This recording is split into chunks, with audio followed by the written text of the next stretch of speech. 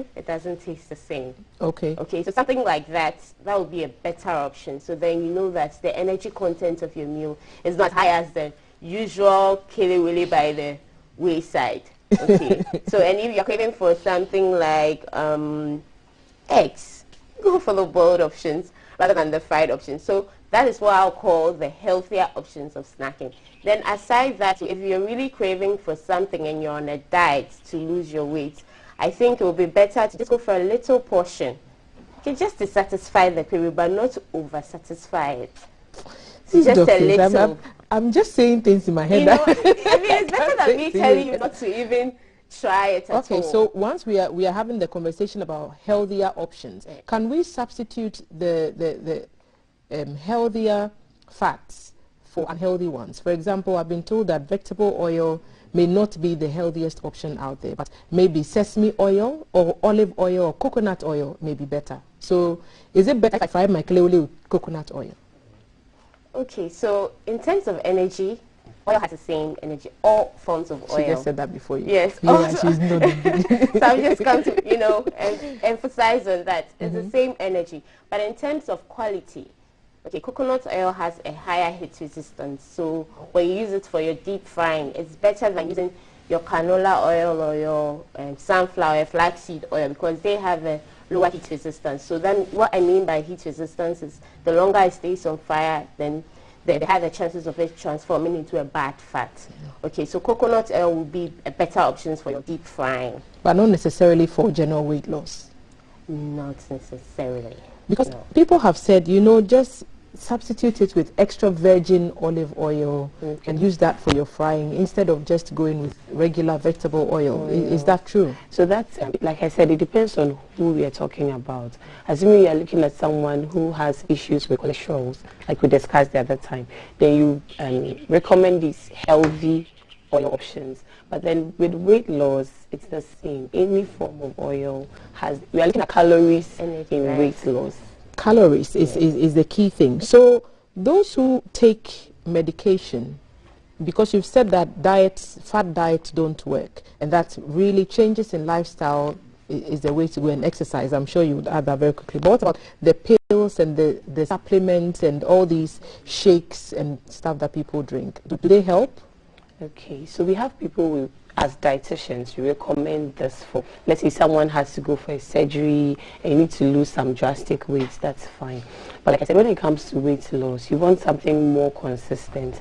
Now these, there are so many things on IG sometimes. When you go online, you are scared for people's lives and you are drinking and you don't even know what you're consuming. But people swear by them that it works. Yes, as soon as you go and say, look, I want to do this, there will be 1,001 people on your timeline saying try this and try that. Work. So I once joined this WhatsApp group for weight loss. I didn't disclose who I was, and I realized they eat 2 bananas in the morning, an apple in the afternoon, and 1 boiled egg in the evening. If your daily expenditure is 2,000 cedis and I give you 200 cedis a day, would you struggle or not? Yes, I would. You certainly go broke. So it's the same thing. You are starving the body, so you lose the weight. So starving is not a good way to lose weight. Someone has sent a message and they say, this is Valerie's people. I want to put on weight. What do I do? You want to... Somebody says, Saint Mark says he wants to put on weight. Okay. So the whole world is struggling to make you okay. And he wants to put on weight. I mean, he can snack. I mean, adding snacks to what he usually eats would help him.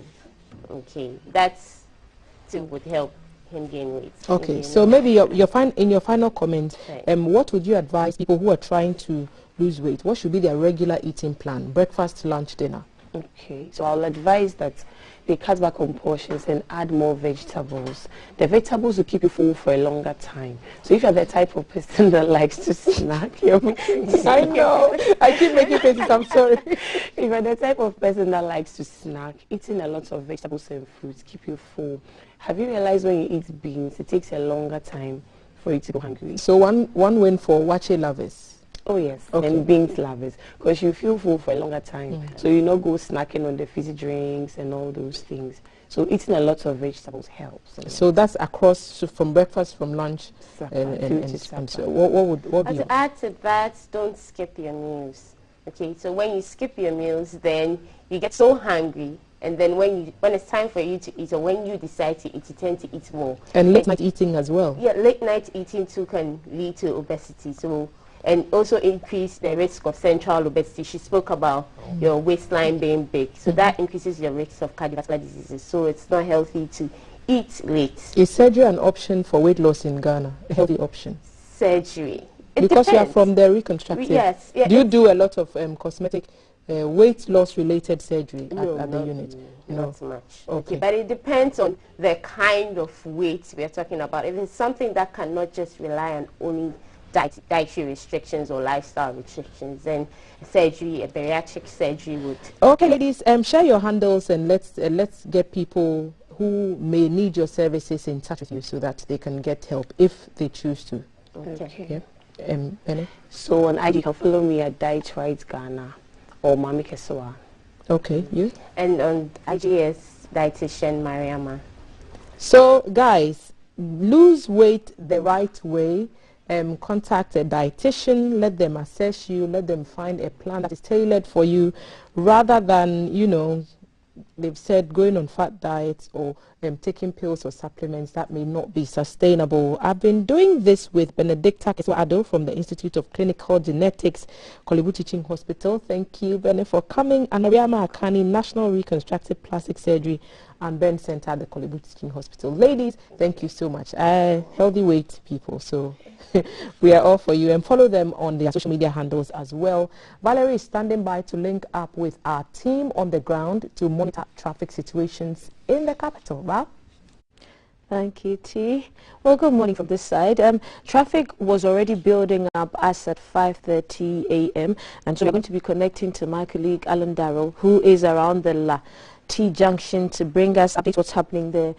Alan, good morning. What's happening? What can you report from where you are? Hello, good morning, Valerie. Welcome to the La Dade Kotopo Municipal Assembly. This is a rather weedy central part of Accra. Interesting, we're not somewhere in the hinterland. We're in Accra and I'm standing on concrete, yet I'm surrounded by weed. Traffic situation this morning, as you can see from behind me, the functionality of these lights means that if you're parked under the light, you'll have to be here for a maximum of 5 minutes and you'll be good to go. This brings in traffic eastwards from Tema, Nungwa, Teshi, and then you arrive at T Junction, which is the intersection at La from Gifford Road towards Nungwa, Teshi, and its environs. Traffic is just tendering behind me, and so you can see them file past, and this is going to be 4 or 5 minutes, and they're held again. If we have to pan towards Gifford Road, taking it from the trade fair end, coming towards me, what you have is a cool, free flow. Why? Because traffic from that side of town towards us and going to parts of Accra, Central and Tema isn't that much. There is really a free flowing on that side from Elwak towards Bemakam and then at this T Junction. Remember, it is the morning of the fuel price increases, and therefore commuters are having to exercise extra care in how much fuel they burn sitting in traffic. We're going to now pan round and look towards Accra. Traffic coming from behind me, eastwards out and working their way westwards towards the Accra Central Business District. That you have a flow from the earlier mentioned Tema and its environs, and also part of the Burma Camp Gifford Road, working towards the Accra Central Business District. What you have there is, again, the moment you leave this traffic intersection, commuters must exercise a little care, because the traffic intersection from the La Mami Junction, which tends from the main Accra Teshi Nungwa Highway towards the La Township, would hold you for another few minutes, just about 5-6 minutes, and you'll be good to go. There is a policeman station at that junction, and so do not be in a rush to push your way through. Just exercise restraint and you'll be going through very smoothly. Let me just bring this quickly to your attention as I wrap up. What you have in the distance is our famous 17th floor structure abandoned by the road between Osu and Labadi. next to the Lamam Royal Beach Hotel is still standing, it's still as it is, and tilting ever so close towards the road. This has been Rush Hour, coming to you live from the Lati Junction on the morning of the fuel price increases. Back to you, Valerie. Q Alan.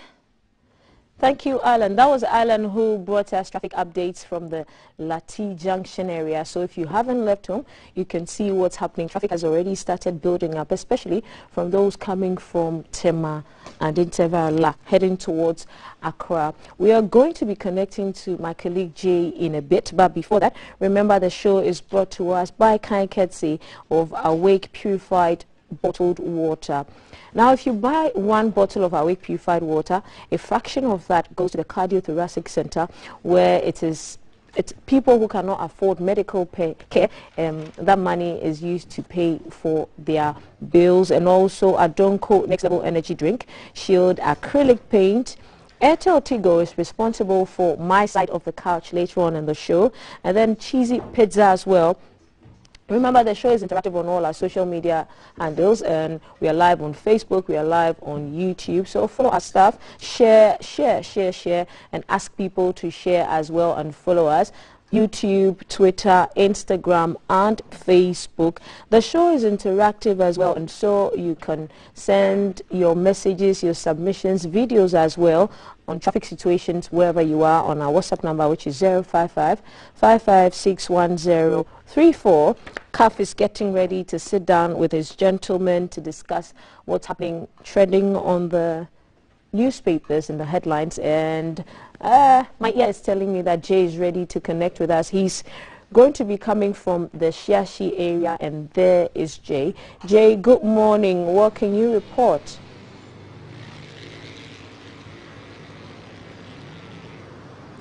Okay, so we have a little delay, and he's on now.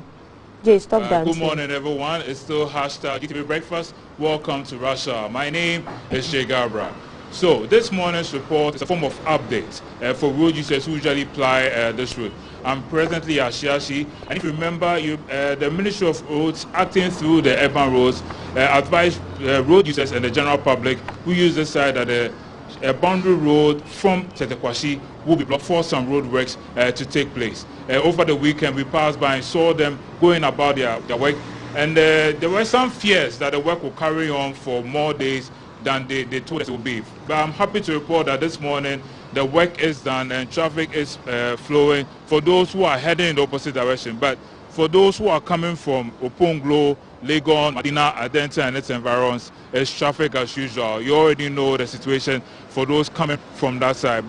And then you can tell at the Shiashi bus stop, some commercial drivers still park haphazardly, so there's a little bit of stalling for that side. For drivers have to maneuver their way around those vehicles. It stalls traffic for a bit, but it's fine. And if you look on the other side of the road, you can tell short drivers also doing something similar on this side, but fortunately there isn't that much obstruction on this side, so it's free flowing for them.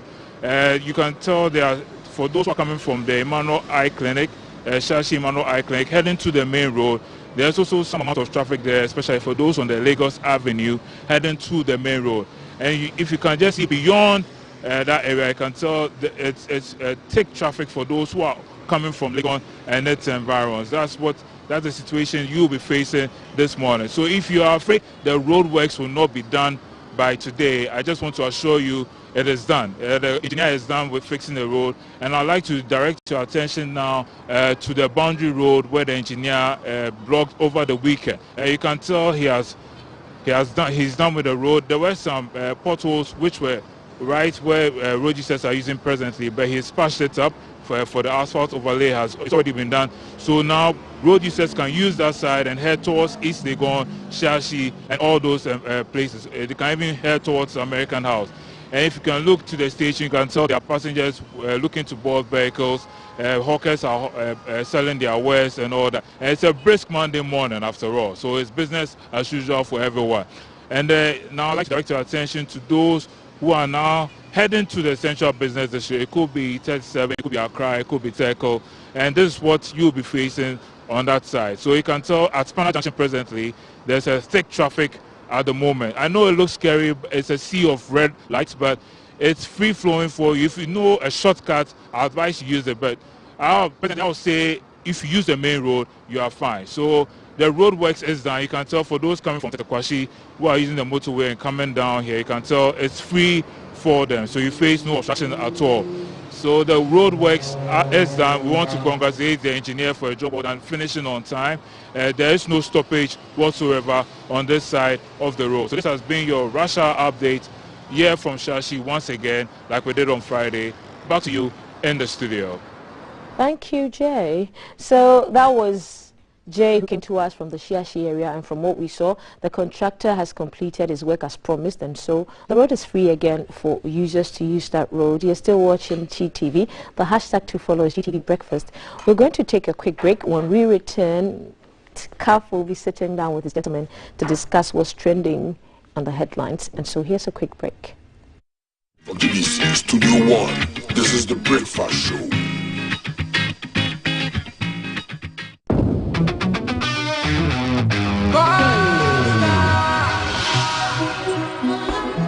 And they call me UJ.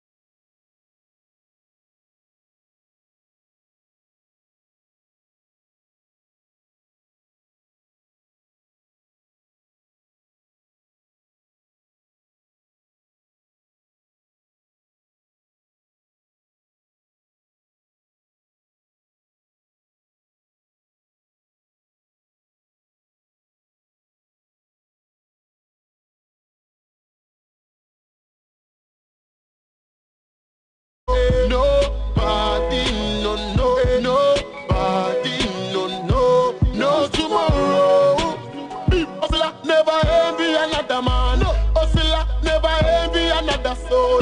Cause you never know whatever you plan. But who know I go reap whatever you sow. And then we have to feed the people who succeed. Cause everything that you wish for them, the same you receive. Am I some man you can deceive? Success is a state of mind, don't be caught up in greed. No matter what you do, the rich man die. No matter what you say, the poor man dies too. We are hustling, but for a while someday we are gonna fade away. So me di me tibu bom, that's one day me yeah. That's one day me yeah. One I'm a done when I wanna bet you a titi. A lot of birds say me di me tibu bom, that's one day me yeah. That's one day me yeah. One I'm a done when I wanna bet you a titi. A lot of mercy, nobody no. Nobody no, nobody no tomorrow. Nobody no, nobody no tomorrow. Anyway, waiting be my home. I'm not in this alone. Because somebody they sweat for the air conditioning below me alone. Waiting be my home. I'm not in.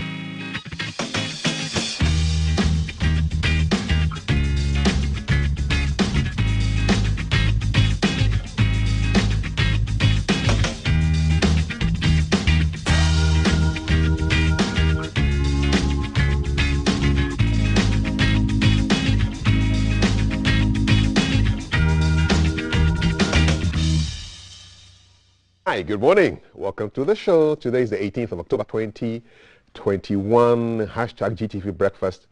If you've not been following us or haven't followed us before, why? Wait till we do you. Please go to youtube.com, go to facebook.com, look for Ghana Broadcasting Corporation. Pim. We'll follow you back. Hashtag GTV Breakfast. Before I go to the headlines, I asked a question over the weekend. Do open gutters have any benefits whatsoever? You are responding. Gully Black says the only benefit is to nourish our wache and cocoa with correct indigenous Ghanaian flavor. Florence Ayisi says, no please, I don't understand the concept of open gutters. I'm with you too, Florence. I also don't understand it. Eriko Kofi says, yes please, people can fall into them, get hurt, and go to the hospital for doctors to get money. You guys, where are you from? Stafford, no benefit whatsoever. We've been lazy and reluctant as a nation to set a new drive to our developmental issues. Henry Mensah Apo says it serves as a dustbin. That's the benefit of open gutter. Nana Domia in Triberku says it keeps drunkards in check. Those men will fall inside. So they will make careful. You've never seen how the most careful person in the world is somebody who is drunk. Yes, sir. People who like to talk about others often fall inside such open gutters.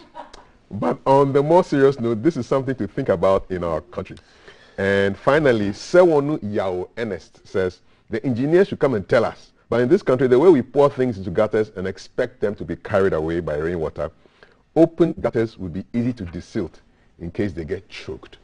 So this is a sampling of your views on the benefits or otherwise of open gutters. Keep them coming in on WhatsApp 055-556-1034. A couple of headlines. The president's in the Central Region today on a tour, and Hearts of Oak won 1-0 yesterday, so they are quite happy, and fuel prices are going up.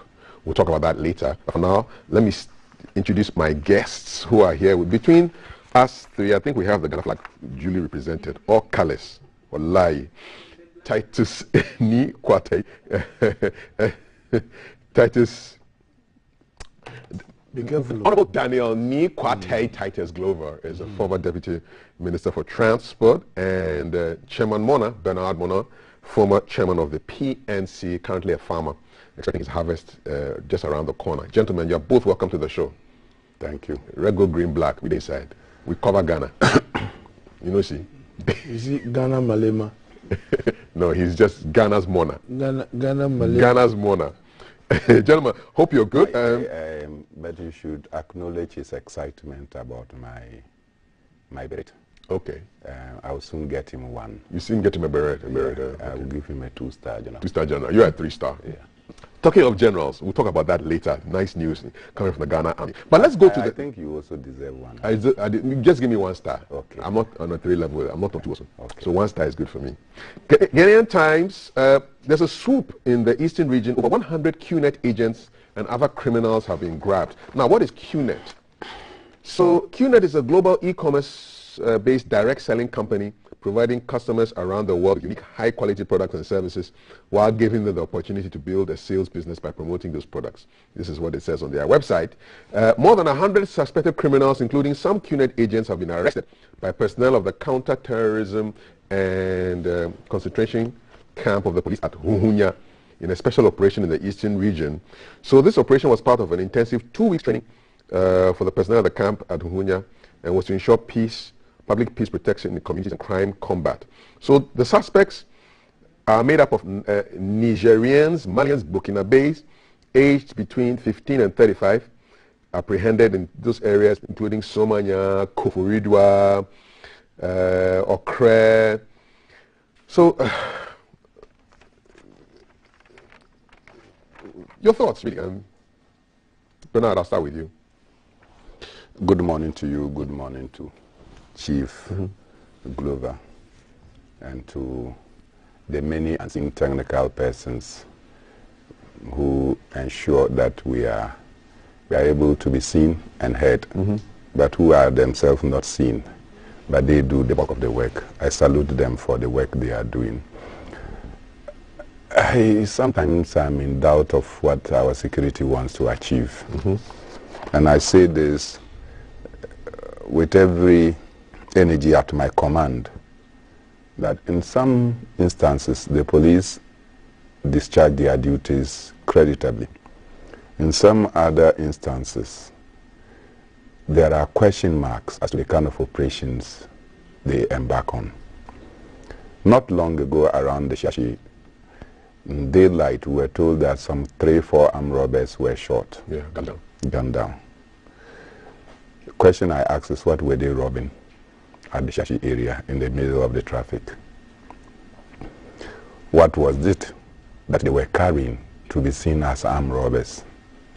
To date, no tangible reasons have been given for which they were just shot. You know, it was not like it was in how they were conducting an operation or otherwise.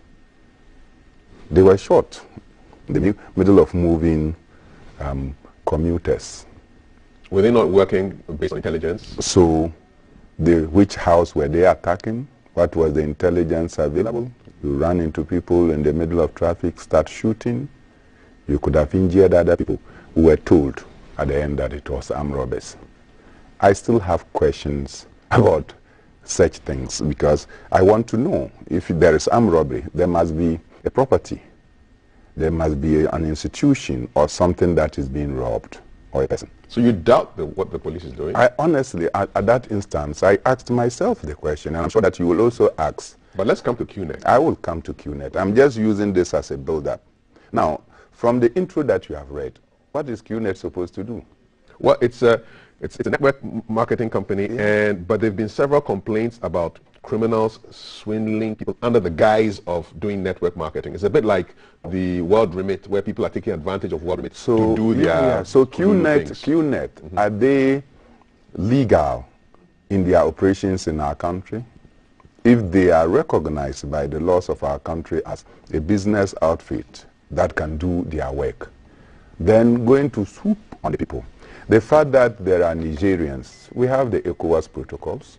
The fact that they are Burkinabés, the fact that they are Nigerians, Malians, does not take away the fact that they can come to Ghana and probably participate in this commerce and also go back to their country. I hope you understand my concept. So I am a bit doubtful. Is it because they are persons of other West African countries? It is the reason for which we had to embark on this exercise. What is the motivation? If there is a direct motivation for which the police had to embark on this, we will applaud them for ensuring that our society is rid of miscreants and unwanted elements who are taking advantage of the gullibility of our society to be able to extort a lot of resources from them. And don't forget, in these desperate times where a chunk of our nation's youth are unable to find or secure jobs, and yet they have many other responsibilities to carry, particularly with our young ladies who have their own monthly things to sort out, that when you don't have money, you certainly become prey to some other persons. So it is important that we take look at why so many people are queuing. And you have just said about the age bracket. There's so many young people that are queuing. Why are they doing this? Because they are desperate to age 11. And so we should all be concerned that these things are happening because people have simply become, or they have lost hope. And so any little opportunity, they come. And you know, the last time I came here and I lamented that in the midst of the high unemployment, you come and announce security vacancies. You know you are going to employ only 800 or enlist 800 people. You have sold forms up to the tune of 20,000, 30,000, knowing very well that you will not be able to enlist all of them. You are leading a lot of the people to fall victim to some of these crime groups. If these people have done anything that affects the security of our nation, I will be the first person to endorse the action of the police. But as it stands now, from the weekend, I've been trying to find out the raison d'etre behind this operation, and I still cannot find one. You can't find out. Mr. Titus Glover, have you found the reason behind this swoop? Or is your confidence in the police more than that of Mr. Monos? Thank you very much, Kav. Let me associate myself with my brother Mbataila to say a good morning to yourself and to the team here in the studio and all your viewers up there. When Val was on the site to solicit the update from her colleague on the shashing and the fact that we were told that the contractor was trying to fix a road, I was thinking that for the benefit of those of us who didn't see the graphical image before the fixing of the road and after the fixing of the road, your reporter could have gone further, you know, have given us some little update as to how the nature of the road, how bad it was and how it was fixed. So going forward, that the public will be more updated. But for us to have a feel of what really, ask me because I traversed that, you know, so I think going forward, it will do a more good if you can get that picture. We did an update last Friday, but no, point well taken. Yeah, so I could have, you know, followed quite well. Yeah. On the contrary, I think that Mbatala has made his point to the extent of trying to say that he doesn't see the reasons why the police are doing this swoop. It's not. I think that we need to encourage our police, especially where crime is trying to affect the peace of this country, especially where with the new Inspector General of Police is trying to change the face of policing in this country. And for that matter, criminals hitherto who have had a field day can go around terrorizing either technologically or physically in this country. So I think that we give the police all our support, and whatever they will do to try to arrest these miscreants in our society, we need to give them thumbs up. We are not against ECOWAS nationals. But our protocols, you are here to stay for 90 days. After 90 days, they have to go back across the border and enter again. If any ECOWAS national want to engage in legal business in this country, there's a procedure that they need to follow. There's a process they need to go through. I wonder if within the 90 days you want to do some sort of serious business. Of course, you can still sit in Nigeria and Niger and do whatever you want to do. So long as you have agents here, they can do the labor for you. But where you want to use the means of technology to rob innocent people, it is the duty of the cybercrime unit to go after you. My own nephew, Nanaya Isuman, he works at GPHA, fire service. He went to this Tonaton something, and I blame him. He wanted to buy a vehicle. When you come to Tama, we have so many outlets where they sell these vehicles at garages and all that. And Nana decided to go to Dambai. Somebody have to lure him to Dambai that he has a vehicle that is selling, Toyota Corolla. And he has to part with 15,000 Ghana cedis. The price was good. And Nana have to drive all the way to Dambai only for him to realize that it was Citewa. So they have to go to the cybercrime unit. They have to go to court to get a court order and try to track this guy all over the place. As I speak now, from February, March, the gentleman has still not been apprehended. And the 15K is and the money is also gone. And Nabatala is saying that these characters are within us. We should not go out and fish them out. I don't think that is a position that he's trying to adduce here. But I think that there are a lot of genuine people who are doing genuine business with this Qnet thing, which we need to commend, because in this world, we are in technology, digital space, and people need to take advantage. We don't need to sit in our office and be watching. You can sit in the comfort of your car, you can sit in your home, in your kitchen, and so long as you have these internet services, you can work. And people are making good money out of it. But where you want to take the advantage of the vulnerability of the people and you want to lure them and do all that, the police are there to make sure they sanitize the system. So clearly all these guys who have been arrested, the police will do their screening. And when they do their screening, and generally there are people who are doing their work, they can go scot-free. But the criminals among them, we have to encourage IGP Dampare and his cyber crime unit to go after them. Okay. And serve as a deterrent. And serve as a deterrent. Your comments are coming in on this particular story. And the WhatsApp number is 055-556-1034. Over 100 Qnet agents, other criminals grabbed. From page of today's Ghanaian Times. That's a lead story there.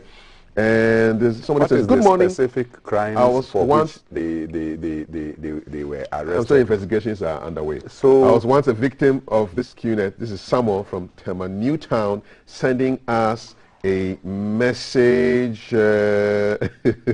Ofreje says, "Kaf, why don't you show us the front pages for the papers?" Okay, Ofreje, that's the front page of the paper. Okay, that's the front page. Over 100 Qnet agents, other criminals grabbed. Police swoop in Eastern Region. Our achievements are visible, says President Aguado. Government to roll out CRM policy in third quarter 2022. And leader of secessionist group is dead. The late Kujoji, a.k.a. Papavi. We'll talk a little bit about that later on. But now let's talk about something that is affecting a lot Before you go there, a very quick one. A quick one. Mbatale talked about some armed robbers who were shot by the police. And area. Some feedback had not been given to the public. I agree with him. The police to give us more updates on that. But let me share this with the public. Are you aware that in the traffic between Okponglo to Shiashi to Okponglo, in the traffic, some people rob? Oh yeah. Yes, especially when your glass is down, they can put down on your head, and quietly they can take all things that you have in your car. They operate very cleverly, so nice, and if you are not careful, you don't even observe that is the kind of thing that is going on. Indeed. Do you understand? Thank you. So I agree. The police should update the public, and with Kusifori now in charge, I'm sure that there's a lot that they can do. Is that PR? No, PR. No. It is Dampare that is in charge. Dampare is the big boss. I'm talking in charge about of the PR is Kusifori. He should come and do PR. Let's go to fuel, because I know it affects all of us. Today's finder So we've got a couple of headlines. ADB invests over 100 million cedis in 17 1D, 1F companies. That's what share. Breach of local content law, CBOD, Lords, MPA, Energy Ministry for acting on petition. Killer lamps removed from 1,418 vehicles in 1 week. My policies, flagship programs are bearing fruit, says the president.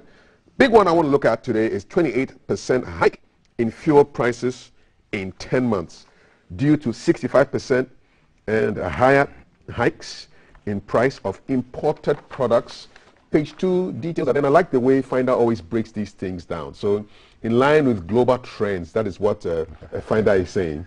The price per metric ton of petrol, diesel, and liquefied petroleum gas imported from the world market into Ghana jumped in the first 10 months of this year by between 65% and 79%. So they've got the breakdown of all the commodities. There's a 28% increase for a liter of petrol, 28% increase for a liter of diesel, 32% increase per kilogram of LPG, and then they have the analysis of all the prices, world prices for LPG, diesel, and petrol. What are the big issues here? Because let us have a bit more illumination on this issue.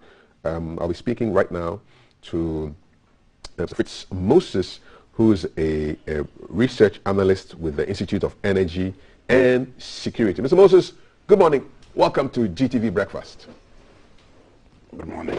Good morning, and thanks for having me. It's great to have you here. So I'm reading from today's Finder, 28% hike in fuel prices in 10 months. So the Finder has given us a bit of context to tell us that it's not just something that's happening now. They've tracked it over 10 months. Is that the way to look at it? Or is there something else that is happening that we are not too sure about in terms of the prices of these products? All right, yes. For this year particularly, we've seen a rise in the local prices for based on two main reasons. Now, one is the international commodity prices on the international market, where you are seeing Brent crude down from about $55 per barrel to currently around over $80 per barrel. And also, you are seeing the rise for the various commodities, especially in diesel, also substantially over the last few months. And contributing to this increment have also been the exchange rate. Now, you also know that when we started this year, it was around, it was almost 60 days, not yet 30 days, but currently we are way past 60 days. I think we are around 6.1 to the US dollar. And so these two things have contributed significantly to the increment in the price. But then again, we are not oblivious of the fact that in just this year for Ghana locally, we saw an increment of about 13% of prices coming from the introduction of new taxes and then also the increment of some of the margins and the price borders. Now we saw the 20% addition of the Sanitation and Pollution Levy, and then also the 10% energy sector recovery levy. Then we saw also an increment in the boss margin, an increment of the UPPF margin, the primary distribution margin, and also the marketplace margin. So these are the things that basically have caused the increment. But the greater share of the blame has been the international prices, which have been fueled by the supply and demand inefficiency that we are seeing on the global scale. Now this is because Ghana is generally an off-taker of price. We do not export substantial volumes of petroleum products or even oil itself to the international market. And so we are left to the decisions that are taken by the OPEC plus as the oil producing and exporting countries, right, on how much input they will make into the market to offload the demand that has been building up since the recovery of COVID started late last year. Okay, so Fritz, thanks for that introduction. So is it your argument that the many taxes are not having an impact on the money we take out of our pockets to pay these attendants at the fuel stations? Yes, well, they actually have. Because when you see the price build up, there are about 11 or even more components in the price product that are account for tax. Yes. And when you calculate here total figures, it's around 2 cities 43 pesos for taxes on petrol. We check on diesel, it's around 2 cities 41 pesos. On the LPG, those are around 2 cities 41 pesos. Now, in ensuring that the or even in understanding what exactly or how much exactly the consumer is paying for what, then they will be the need to deduct the taxes from the price that you at the pumps, that's for a liter of petrol or diesel, because it is at that price that the BDC, that's the bulk distribution companies, the OMCs, would want to sell the product itself. Okay, so Fritz, let's just go through these levies and the possible justifications for them. So you have an energy debt recovery levy. Justified?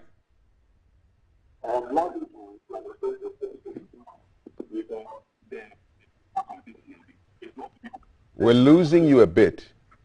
Fritz? Can you hear me now? Yes, I can hear you now loud and clear. Go ahead. So I started with the energy debt recovery levy. What's the justification for that? I think it's largely unjustified because the purpose of the levy is to pay for debts that have been accrued by the inefficiencies we are experiencing in the power sector. And so it doesn't, to a larger extent, it doesn't help the consumer of petroleum products to be paying for debts that has been accrued by the power sector, by the inability of UDCO and the ECG to generate more revenue, to take out this revenue from the customer. And so to a larger extent, the energy debt recovery doesn't fulfill that effort. All right, the next, in terms of, in descending order, the next highest would be the road fund levy. Surely that's justified, isn't it? I think to a large extent, the road fund levy is justified because at the end of the day, the petroleum products that are taken up are used on the roads, and so there's a need for some level of maintenance to ensure the road acquisition. So yes, for that I believe it. Okay, now what in earth is a special petroleum tax? That one is 46 pesos per liter. What is a special petroleum tax? Yes, so the special petroleum tax was introduced in 2015 as a means of increasing government revenue, because at that point in time, the price of petrol has reduced, the price of oil had reduced from about $30 per barrel. And so for government to increase its revenue, at the same time when we were facing the energy, the power like society, the government introduced that tax to about 45, 46 pesos to increase government's revenue, hoping that when the prices normalize, when they increase again, they will be removed. But then we've seen prices reach $90 per barrel after that. We've seen it currently around $80 per barrel, and there are so much people. Should it go? It should definitely go because it has served the purpose for which it was. Okay, please position yourself better so I can hear you a bit more clearly.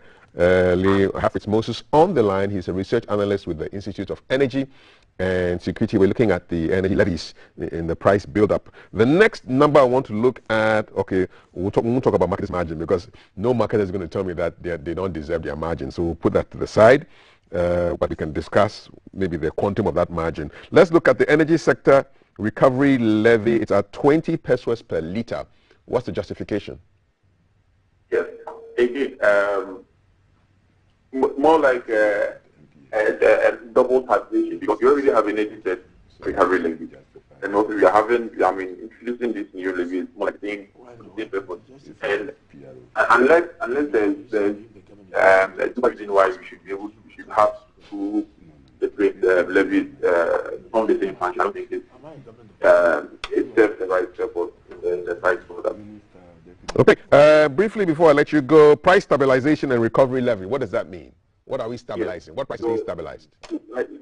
The price stabilization and recovery levy, the law that under which it was enacted, is supposed to pay for the subsidies on the price of premium fuel, and also to buy stock.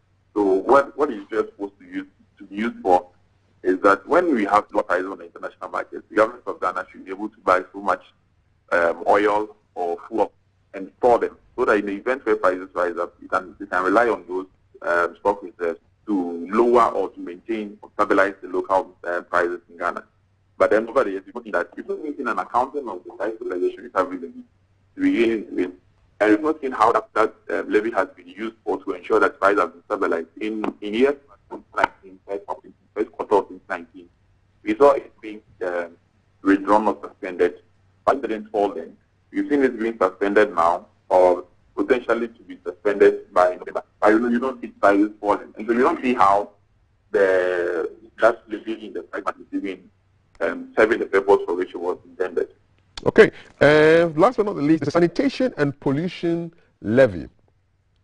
What is that?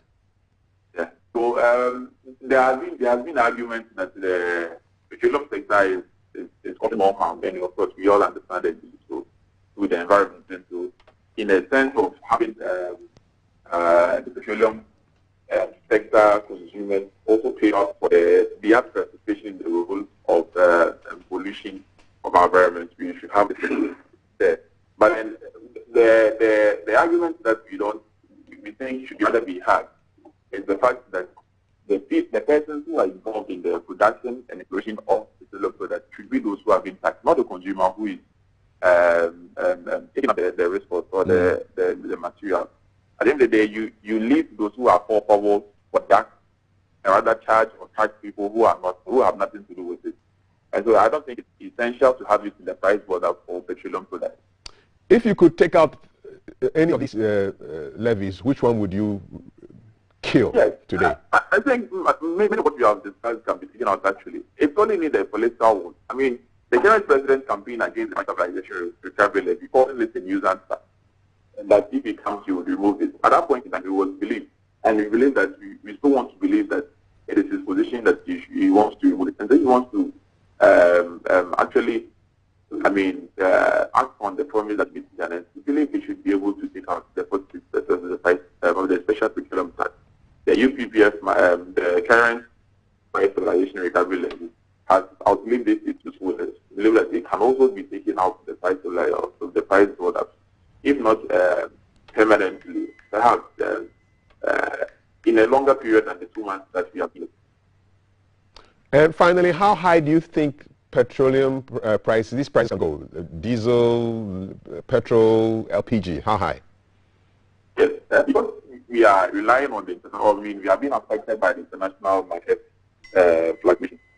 Now they are entering the winter season, and the supply has not, or we don't see the supply inching up as we'd expect it to, so that it can offload any increase in demand. But the winter season comes with this one increase in demand, where consumers in Europe, in US are expected or need more oil, particularly heating oil for heating their homes and offices and all that. And so at that point in time when demand has increased, and people are traveling more, people are visiting their going on holidays and all that, you would expect that prices would start to go increase again. Now projections are being made by Goldman Sachs analysts and all that you may see prices reach around $90 per barrel. If that should be the case, then you would expect it to also reflect the Ghanaian local market, because currently it's around $82, $83 per barrel. And if there should be an additional $10 per barrel for oil, would reflect in the refined product, that's petrol and diesel, and that will affect the local prices. Please stick your neck out. What does the Institute of Energy and Security think the price per litre for petrol and diesel would be by December 31st? We believe that all things being equal and demand increasing and supply also remaining stagnant, you may see prices reach perhaps $70 per litre by the end of the year or by the beginning of next year.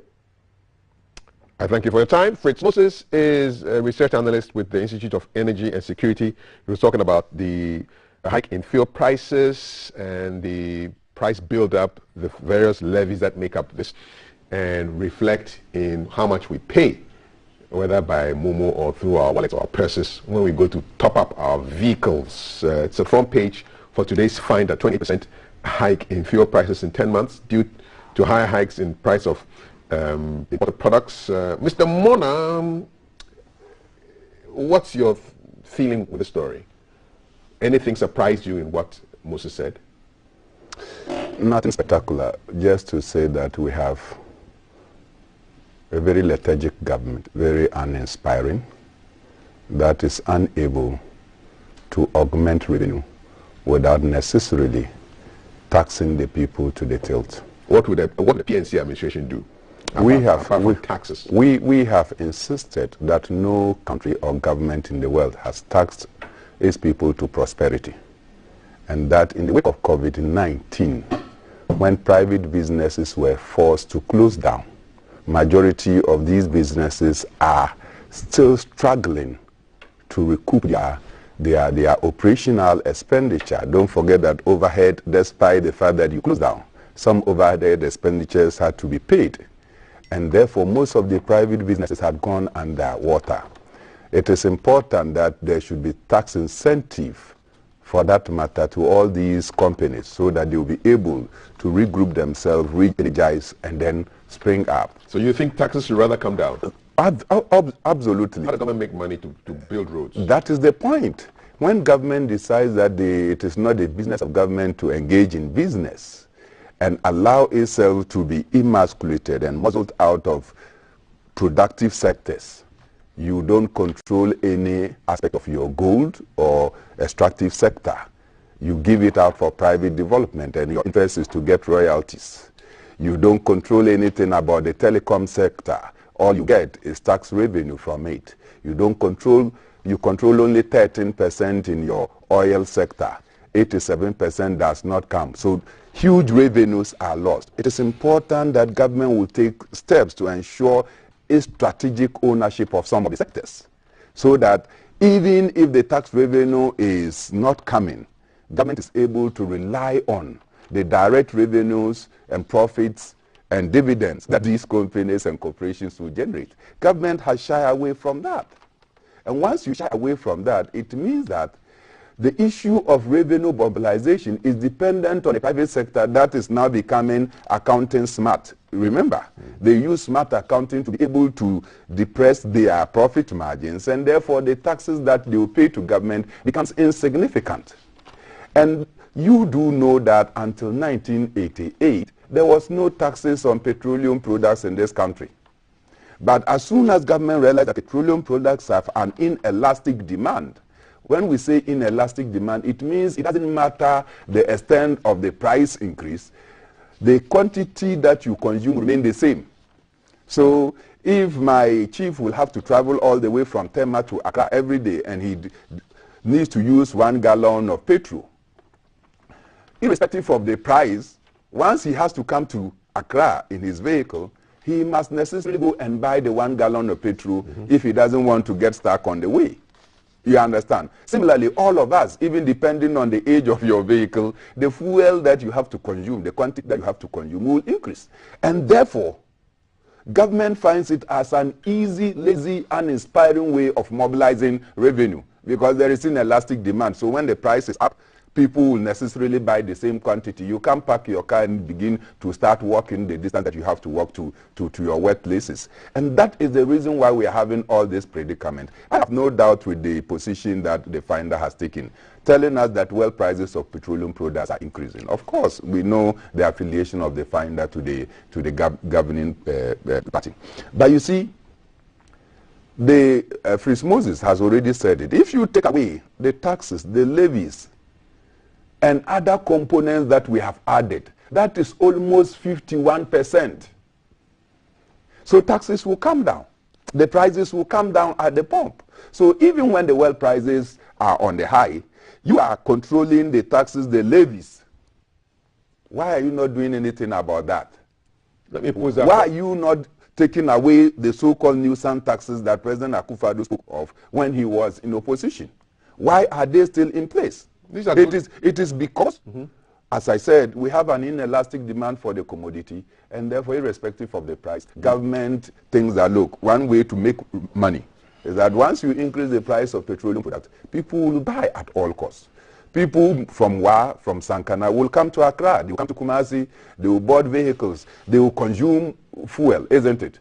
And therefore, government is able to rake in revenue at the expense of the welfare of the people of this nation. Let me bring in Mr. Titus Glover without making you a spokesperson for the Ministry of Finance or the government.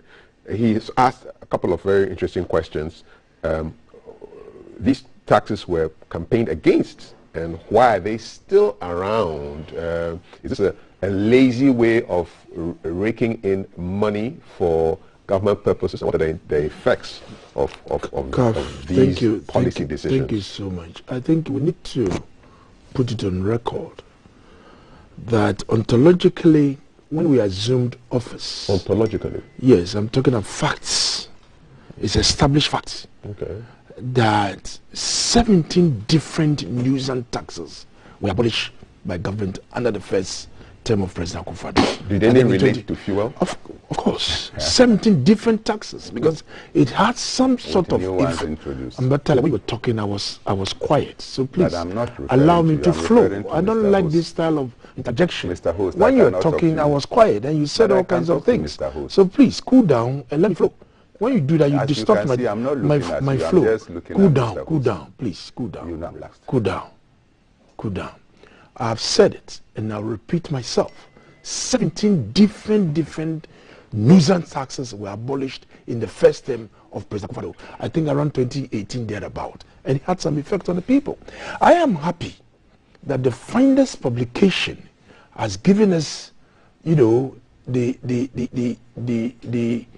cumulative percentage increase of the increases of the fuel, and that is what he's trying to let your readers or the public know about it. When the gentleman was talking, he tried to educate us. First of all, he said the problem for this increment in these taxes is because of market forces, demand and supply of the product. Demand is high, and the supply in itself, OPEC people, they know how they manage their things, and they supply this good on the market and all that. And also talked about exchange rates. That was the second point. And the third point was one that the government can manage in terms of the taxation bit of it that goes with it, bust margin, distribution margin, blah, blah, blah, and all that. With the greatest of respect, with the question that you ask us, my good brother and his friends at the other side have been accusing government that we've been borrowing too much, and we go to the market to borrow at very expensive prices and all that. And at the same time, these are the same people saying that we are overtaxing our people. The very question that you're asking, how does government rake in revenue to develop this country? Within the deep blue sea and the devil, where do we belong to? In as much as you don't want us to go into borrowing, at the same time, how do you rake in revenue to develop this country? So what are the options? The options is that we need to generate money internally. So we need to generate money internally. I'm not saying that we should overtax our people, but at least they should find a way as to how we can generate these monies. And government is not being lazy. Government is not being lazy, as he's trying to portray on your show, that the easiest way of getting money from your people is overtax them. But please, we have been very careful. What are the other ways of getting money from the people? Of course, it should be taxation. It should be taxation. He made mention of the fact that we have left the extractive industry at the mercy of those who have invested in. We don't have that skill. We don't have that sort of expertise. What? Do you understand? In terms of how we should be extracting, we do have the capital. We don't have it. Really? But I agree that the kind of laws that will pass, the kind of law mechanism that what has prevented Ghana from gaining that expertise? Wow. After 100 years plus of gold mining, why hasn't Ghana gotten that expertise? This question you're asking me, extracting gold, extracting oil from the seabed, and you think Ghana we have that level that we can do that? It's going to take us a lot of money to do it. Is Ghana investing? Because if you want to explore, it takes a whole chunk of capital money to go and look for oil. Sometimes you go and you try to get it. It becomes waste. So if you have a private person or a private institution who wants to partner government to go, to get this oil, I don't see anything wrong with it. But we have to make sure that the laws that we pass should be in the benefit of our country. which I agree with him. But clearly you can't sit and say that government is a lazy government and for that matter we're overtaxing our people. How do you get the money to develop this country? All these public sector workers that we have, how do you pay them?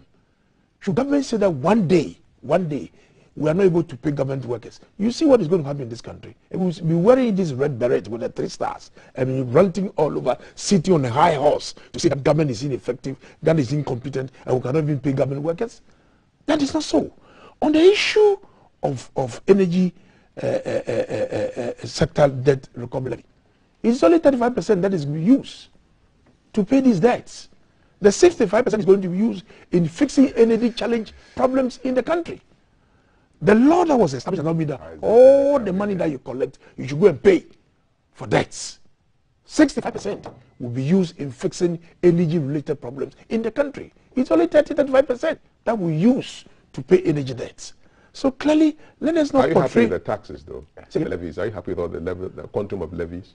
I am not happy with the level of the. After all, I buy fuel in my car. I buy fuel in my car. You can't eat your cake and have it.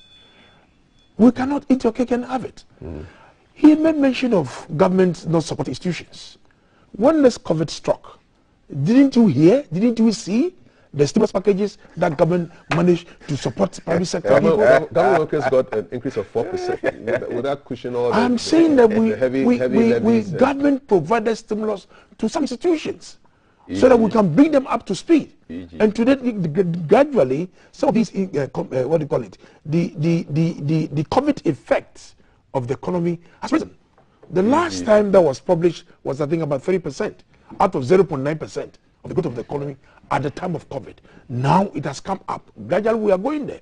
So government is not being, should I call it, ineffective to the fact that we are sitting aloof with our hands raised in despair to say that because COVID has struck, we are not going to do anything. The Minister for Finance is doing his best. Every minister who is supposed to deliver, to make sure he provides that leadership, to make sure all these sectors are thriving, it is ongoing, it is going on. So I don't see our problem. Yes, the pump price must be looked at in terms of the tax bit that is on it. So that is what is controllable by the government. Absolutely, that is what we have control. Not the world prices. Last week, I think MPA and the Ministry of Energy managed to come out with some reduction that could last for, I think, about 2 months or something. Even though it is very small, at least for 2 months, it's a bit of respite to owners of vehicles and all that.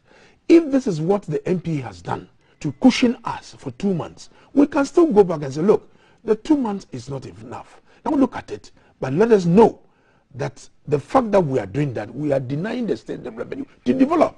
He's sitting here. He's sitting here. He will be the first person to sit on the high horse. If his road in front of his house in Accra is not fixed. But you said that government should come and fix my road in front of my house. Who manages the exchange rate? Is it not the government? It is the government that manages the exchange rate. Yes, so to blame prices on exchange rate issues is it tenable? I mean, if somebody says, listen, you guys manage the exchange rate, you manage these things, so please, no excuses. Make things manageable for human beings in the country. What would you say? Sitting in the chair. Exchange rates basically is determined by market forces. You and I know. Wow. Market forces demand the supply of these monies. So long as the Ghana government cannot listen to exchange rates. So long as our taste for foreign exotic products is not going to change. But that also we should continue. Yes. Government will continue to advocate for our own people to consume what we have in this country. But is it here? If General Achompong could do Operation Feed Yourself and get people to win, get I use local rice sometimes if in Thomas my Sankara house. in 3 years, okay? If Thomas Sankara, can I make my point? If Thomas Sankara of blessed memory in 3 years could stop the country from taking loans and changing people's minds to buy Burkina Bay, is it not possible that it can be done? That the Ghanaian taste can be weaned off foreign things so that you conserve foreign exchange and control the foreign control the rate? Is it not possible? We don't do price control in this country. You gave me only. We are not doing price control. Government can do all the advocacy. People can promise that they want to consume what we grow, what we produce in this country. But to what extent? Our taste for exotic product in this country, if we agree among ourselves that we want to comply with every government directive that we should consume whatever we produce in this country, we're not going to have some of these problems. But your party is in charge. You understand? For 5 years. So we You're cannot. in charge. Yes, we are in charge. So make it happen. So I cannot stop. Government cannot stop somebody from not going to consume what he wants. It's not That true. is your choice. Why not? It's not true. That is your choice. I'm saying it's okay? not true. It's not true. The Ministry of Agric has recently launched that. Can you allow me to? It's a conversation. But the way it's interjected is not true. I want you guys to talk we about have Unilever products here. I use Pepsodent. I don't use Colgate. We use Frytol in my home. Now. He gave me 8 minutes. Ask him whether he used Frytol in his house. Ask him. He used foreign products. No. So in as much as I don't even know Frytol. You don't even know because you don't use shea butter. So I'm not using. You don't use shea butter. Don't portray. Don't pretend. I use shea butter. Shea what butter here? I use shea butter. You understand? So clearly, Frytol is a product Tell me of that Ghana. shea butter is not. We use palm fruits. Farm fruit Walmart. They produce Frytol for us, and that's what we consume in our homes.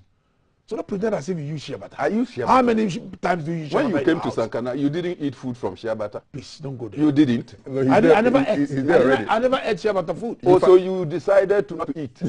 This one is even an abominable cut. Kapi, I am surprised that President Akufo-Addo, with all the defense that he has been putting. You landed already. You landed a long time ago. You have done 21 minutes. They gave me only 8 minutes. You know what? Let's go a little. No. I want to bring Val in. Let me do this. You are asking where we will get the money from. Is it not President Akufo-Addo that told us that Yetisika so answer a comedy? Where did he get that pronouncement from? Today you are sitting here and asking us where we'll get the money from. Where were we going to get the money from? President Akufo-Addo acknowledged that. The vice president now told us that. What did the president say? Yetisika so and so a comedian. What does that mean in English? It means that we are sitting on money, yet we are hungry. Our case is pathetic. President Akufo-Addo said that. The vice president said that he has worked at the Bank of Ghana, and he knows that we don't need to go anywhere to go and borrow money. All the money we require to develop this country to a first world is here. So how do you get the money? Where do you get the money from? Please. Please. Where do you get the money from? Please. Isn't through taxation? Let me make the point. And you are the same person. Taxation is not talking about taxation. Is too a much minute component of raising money. So how do you get the money? Government. PNC. You've been in opposition for all this while. If you are being government, where are you going to get money to run this country? You said I should. I'm asking you, where are you going to get the money? Have you finished? Have you finished? Answer. Have you finished? Answer it. Have you finished? Yeah, no. So you want to compel me to respond to what I say? Because you are behaving as if a government sit down and the only place you can do is how do you raise the money? I'm saying that government raise money. Two expert by direct investment. 2 loans.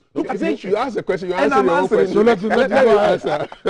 Through value additions, you understand, through establishing state-owned corporations so that direct revenue comes to the government. So what is about the 1 year? This man is just... You were in your school. I think I can do that. So you are learning from... yes. Gentlemen, you know something? I didn't know. They say great minds think alike. I'm looking at your attires, and you all have the same colors as Valerie. Let's bring Valerie in to talk small. Very smart and one. then she'll come back to me, and I'll come back to you. No, I've used the woman to cool you down. Actually, Valerie. Okay, I have no. We've cooled the pace down for you. It's Titus. Right, welcome to this side again of the breakfast table. We are still looking at what's happening in the city and what's not, and this time we are keeping an eye with my colleague, Jay Gabra. And from what we can see behind me, Jay's standing on a road there's a tap part and an untitled part. So I'm sure, well, let's find out what he's saying. Jay, you're live and piping hot. What can you report, Jay? Where are you coming from first? Thank you so much, Val. Good morning, everyone. Welcome again. Still hashtag GTV Breakfast. This is Keep an Eye. My name is Jay Gabra. Presently this morning, I'm at University Farm Road for this report.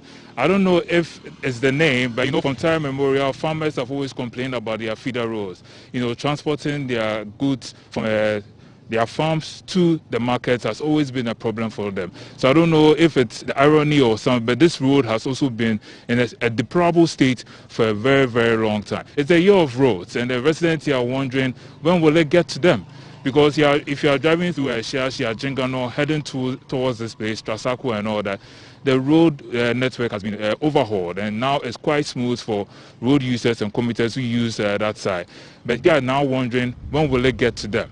Because if you are here, you can tell, coming towards this area, as far back as Zoom Lion, which you can see is the tree way back, the tarred road ends over there, and then starting from there, this is when the road begins to look like this. If you ride alien apps, for instance, Uber, Bolt, or Yango, they have a hard time. You get them coming to your place, will say 4 minutes, but you realize 10 minutes later they've still not gotten to your place because the ride it's taking a long time for it to get to your house. And of course, there are also a lack of drains along the road. There are no gutters in the area. So when it rains, for instance, it gets very, very murky for residents and road users who use this place. So, for instance, if there are school children who need to use this route, and if they should slip and fall into anything can happen at any time.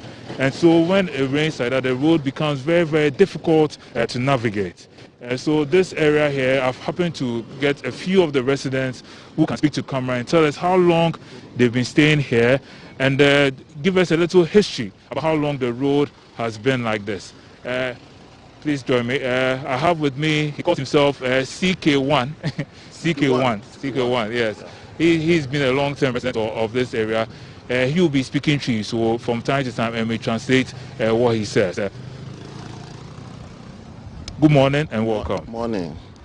CK, so tell us, how long have you been staying here? I'm at 2014, and I'm at Naha. Now, challenges I have from more higher and shoe a toa, a high na canning to me. And now, my friends, a woman be baying, and I knew or to me, I and Kakra am I. Now, free Zoom Lion, ABC University Farm.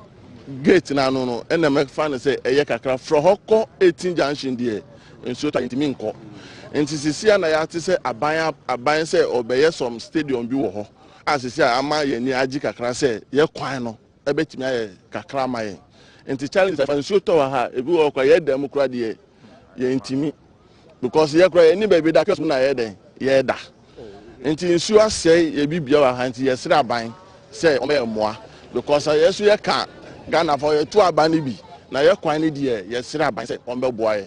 I don't know, Namuni Assemblyman or area Hana. You were Assemblyman or ha, but no crane, when the minister Assemblyman, a bed do time I bet 2 my banner. And they who are ye 2 abanibia, ye new Assemblyman view, Yankasa than who Assemblyman, Ewaha. And in Sulpa, a boo was a quantity in your castle in Timinqua. Ye sissy, a quantity mom say, on the day, I call. And challenges I have for more. I don't know. There's even a car that just passed by. You can tell the tire is destroyed as a result of using the road over here. Thank you so much, CK1. Patrol, Ejuma Ben, now you work, Hanum. Be aware that I work on home for best how many years now? Best 6 years now. Into how old? Kwande high in Shutobia, me honor a director. Because got a biani menim honomo. Anytime you try the high or hopa, Mammy Yajuma Kwamispin, that's be baby goes a quantity. Flo Quenim, dear Quani answer cra. My Yajuma Kakra or Quine, a bind a year like an Eban Rose, and I say, said Zoom Lion Crow, Muchia, and say, a young Mubwana. Zoom Lion, I don't know the year, Mammy Bio, it's a little saku, one a share a quani fin. Mammy be ota sako no mono ono na ye kwan no kakra amaye because that's the kwani fi ntu ono na ye kwan no enye aban na ye mammy na o yusu nankasa ni sika na ono sika no yusu ye eno ode ye kwan no but say Zoom Lion say we chia ya nti from time to time omunya bibi kwan no ho ana Zoomland, there are times grading kwan or mugidi, I was so. Sekwan in Yadia, no more grade sukeke, or more yashre. Go moka and Amoson, any time, one person or moka and ye free. Or mugidi so or more or muso or more yahe. Into what catch my assemblyman, I say, MP, and I say, BBC, I say, Quine with Hamo. That's Ninti in so tons na Hamo. And one of my complaining Amano. How dear assemblyman, I mean, if you see, and to a ban one man and Namhani MP or Madia, who be a Ubia Michema. Open now bet yet, yes, I mean, minimum assemblyman fear. Minimum assemblyman fear. Be a obey assemblyman now. What faces issue? And Yamina done I say because the missing baby anymore about Miss meet me IBB. Almost some are saying there challenges are the Dawson. On the soya a bebwa. So these are a few of the residents who stay in the area. They also have businesses around, which also suffer as a result of the terrible state of the road. They're wondering, when will it be their turn? It's the year of roads after all. It's the University Farm Road. This has been the Keep an Eye report. Back to you, Val, in the studio. All right, Jay, thank you. So that was Jay who came to us with that report, and we could see that the road is indeed deplorable, and after all, it is the year of road. So to the authorities that be, we hope they are listening. I'm going to hand over to Kaf and his team. They are still discussing what's happening across the headlines and the social issues in Ghana. Back to you, Kaf. Thank you very much, Val, for that report. And I'm going straight to the WhatsApp numbers, 055-556-1034. Kaf, I just had to allow my vehicle to rest today so I can go with Bolt.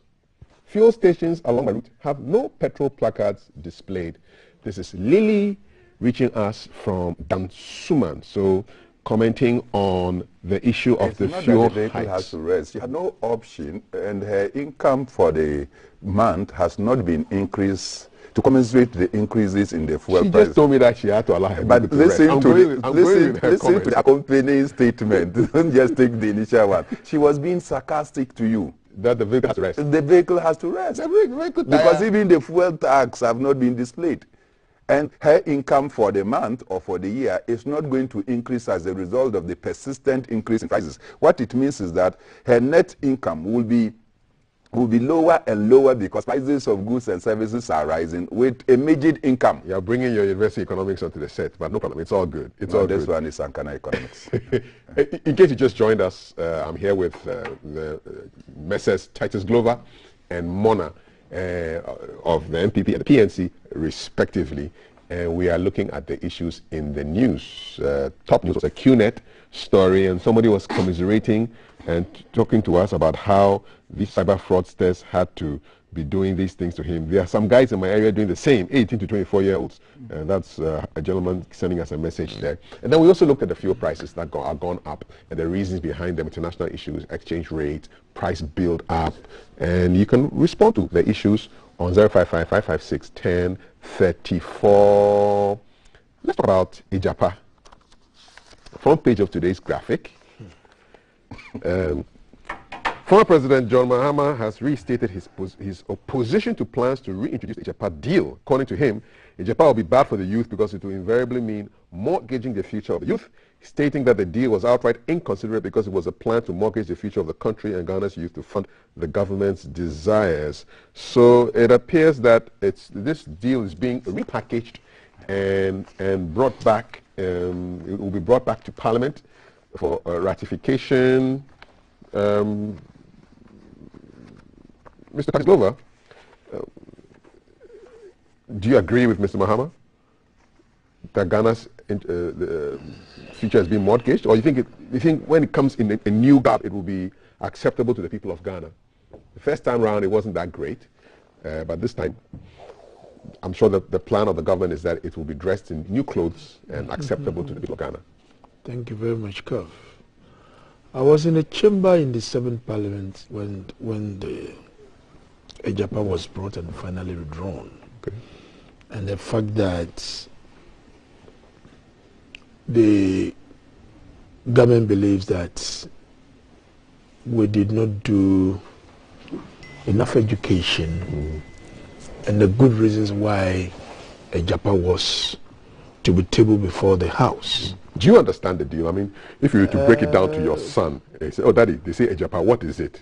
How would you tell your?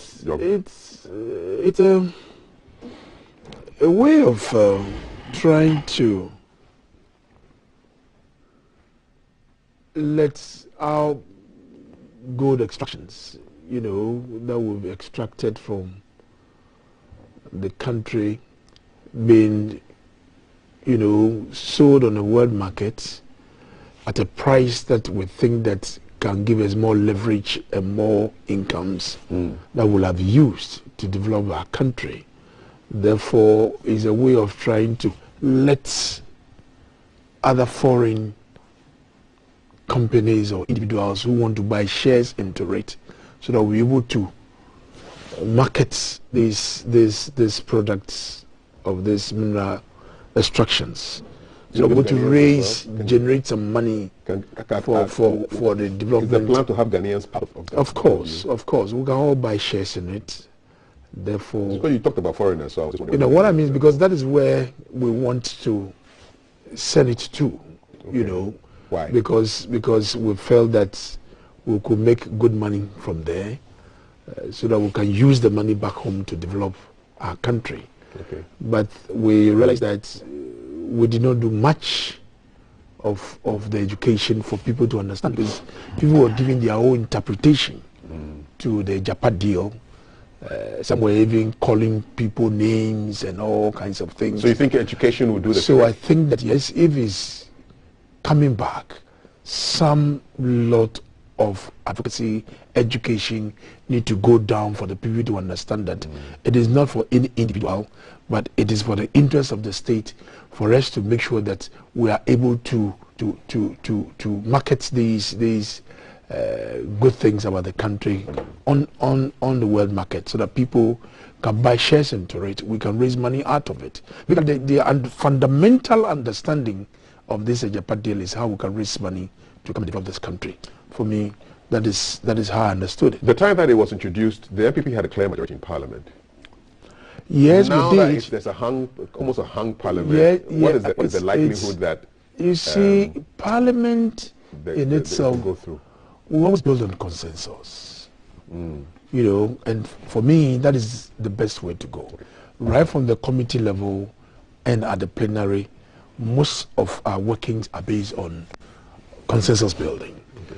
So yes, we had a majority at the time, but if what the minority were saying had some sense in whatever we're doing, it is good that yes, we'll come back, really assess what we're doing, and to package it well and to take it back. Okay. Now that it is that close, and if it's reintroduced, and from the position of the minority, how they felt it, and the reintroduction has addressed all their concerns, I don't see why they cannot allow it to go. Bernard, do you have confidence in this Parliament to ask the right questions? Should this repackaged Japan deal land on the table or on the desks of the MPs? Right questions, yes, but right actions, no. They'll ask the questions and normally go and do the opposite, even when the answers are not convincing enough. And so in terms of confidence for our Parliament to do what is right, I'm skeptical, but I have to be hopeful too at the same time that this Parliament will do the people of Ghana great honors, as they have already promised to do in the case of the proper human sexual rights and then Ghanaian Family Values Bill. And so I am hopeful that there will be an outright rejection of the reintroduced Japan deal before Parliament. What is it supposed to seek? See, when I say we are lazy as a people, and particularly government, my chief is here. Are you characterizing the people as lazy or just the authorities? The government, the leadership. See, we had more shares in our extractive sector. We decided, in fact, even Achampon came and made it compulsory that no foreigner can invest in this country without the Ghanaian holding a commanding share. So more than 50%. Yes, you must have. The Ghanaian must have more than 50%. You can come with 49 and below. That is the kind of indigenization and ownership of the economy that President Achampon introduced. Along the line, we decided to sell off all the shares that we own in these companies. So much that it got to a point we said we're selling the golden share in Ashanti Goldfields, which was the largest mining company. We sold off the golden shares. Sam Jonah was made co-president of Anglo Gold Ashanti. Remember? So in the end, after we have sold out everything, in which year? The royalties that we earn too, we cannot manage our royalties that today we have to sell our royalties far ahead of the time of receipt. So we are now setting up a company so that we can go and take loan ahead of the royalties that we'll be earning. What is wrong with us? We fail to take ownership of our own. Little royalties that we are earning, we now want to sell it off ahead of the time. Chop the money on luxury and ostentation. Profligate lifestyle of our president, wanting to be flying in extremely high-class jets. What does a jet got to do with Japan? They must make money ahead of time so that they will be able to finance the kind of ostentatious trips that the president is engaging. So for you, a Japan is a no-no? It is a no, and it should not start.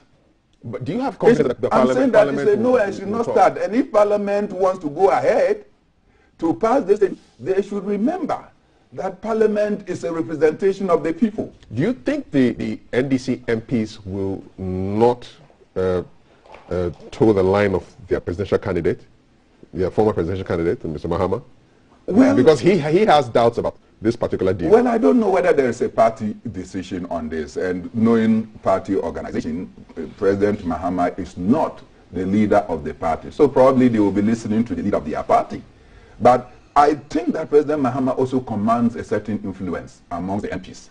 And therefore, they will be listening to him and they will be acting. But must this be an NDC MPP affair, or it should be about the general health of the Ghanaian nation? Well, the thing is going to go to Parliament, and the Parliament is made up of only MPP and NDC. I have no doubt that this thing is going to further the interests of a few in government. And by the time we get to know, we have optioned even the royalties, we have spent the money on unnecessary expenditures, and the people of Ghana will remain at square one. What can PNC do? What we are saying is that... What can they do? Nothing. We can do what you have failed to do. Which is? Which is to ensure that the Ghanaian, instead of what they introduce as local content, we would rather introduce what we call foreign content. It will make more sense to the people of Ghana. You can have the lion's share of ownership and then allow somebody to come and take over, and you are now introducing a paltry percentage and calling it local content. It must be foreign content introduced into the local ownership. And that is what we are going to do, which you have failed to do. So we want to ensure that the Ghanaian economy is in the hands of Ghanaian businessmen and women. Don't sit here and pontificate that we do not have the capacity to manage common royalties in our nation. And all that we have to do is always to go and bring people who bring in $50 and come and take $1 million back. 05555611034, a Japan deal to come back. What are your thoughts on that? Fuel prices, Qnet. I'll just run through a couple of headlines and end with that on a nice positive note. So in case you buy your graphic today, there are stories on building entrepreneurial state, Bank to support the youth, GNPC acquires interest in Jubilee 10 fields, police probe death of 2 toddlers. Very sad story. The finder has ADB Do we invest. need a bank? It's not a bank, it's a name, Bank. It's not a bank. They say that they are generating a bank, a financial institution responsible for youth development in this country. The Minister for Finance is insisting that for those who are graduating now, don't expect employment in the public sector. The public sector is full. You should go entrepreneur. How many people decide to go into entrepreneurship, and who say that people in public sector are not even entrepreneurs in their own right. Okay. And so therefore, when those who are in the public space are telling others not to come in, they should get out of the public space before they tell others not to venture in there. We'll take another quick break sponsored by Val, and we'll come back and get your closing comments. Val, you are the cooler in this house. Right.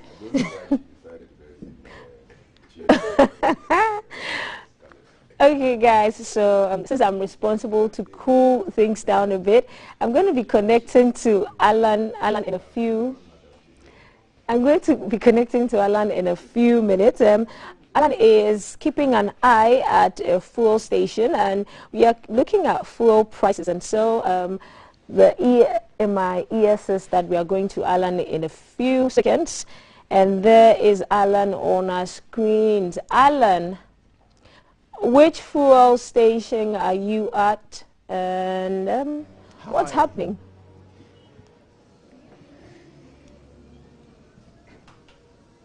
Well, good morning, Valerie, and welcome to 37, the Total Filling Station, fueling station next to the 37 military hospital, or across from the 37 hospital. Arriving here this morning, we went through 3 different fuel stations to find out what the price adjustments had been and how members of the public are responding or reacting to the price changes. Interesting, but none of the stations we visited agreed to grant us any interviews. They all referred us to the head office. I must, however, state that going to Goyle maintained the prices from yesterday, the 6250, and then some parts of Shell fuel stations have also maintained this. But arriving at Total has actually adjusted, and it's 6800. As you can see on the board behind me, the fuel prices have been adjusted at this Total filling station, and it is actually selling for the new prices.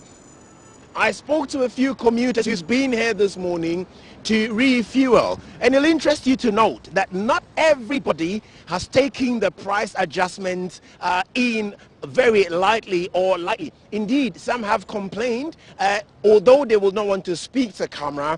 They raised certain concerns, and one that stood out for me was the one that's got to do with one of the components of the tax element on fuel. Earlier when CAF was speaking to Fritz Moses, I heard CAF drew his attention to sanitation and pollution.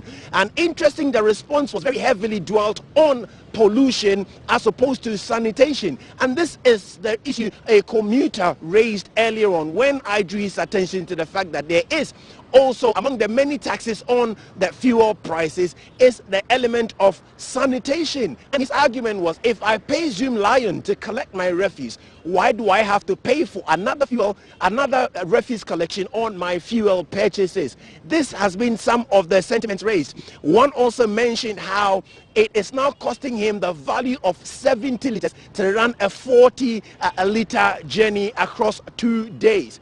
This indeed has been some of the reactions at the fuel pumps when we got here this morning. Let me also state for the record that although there's been an adjustment upwards,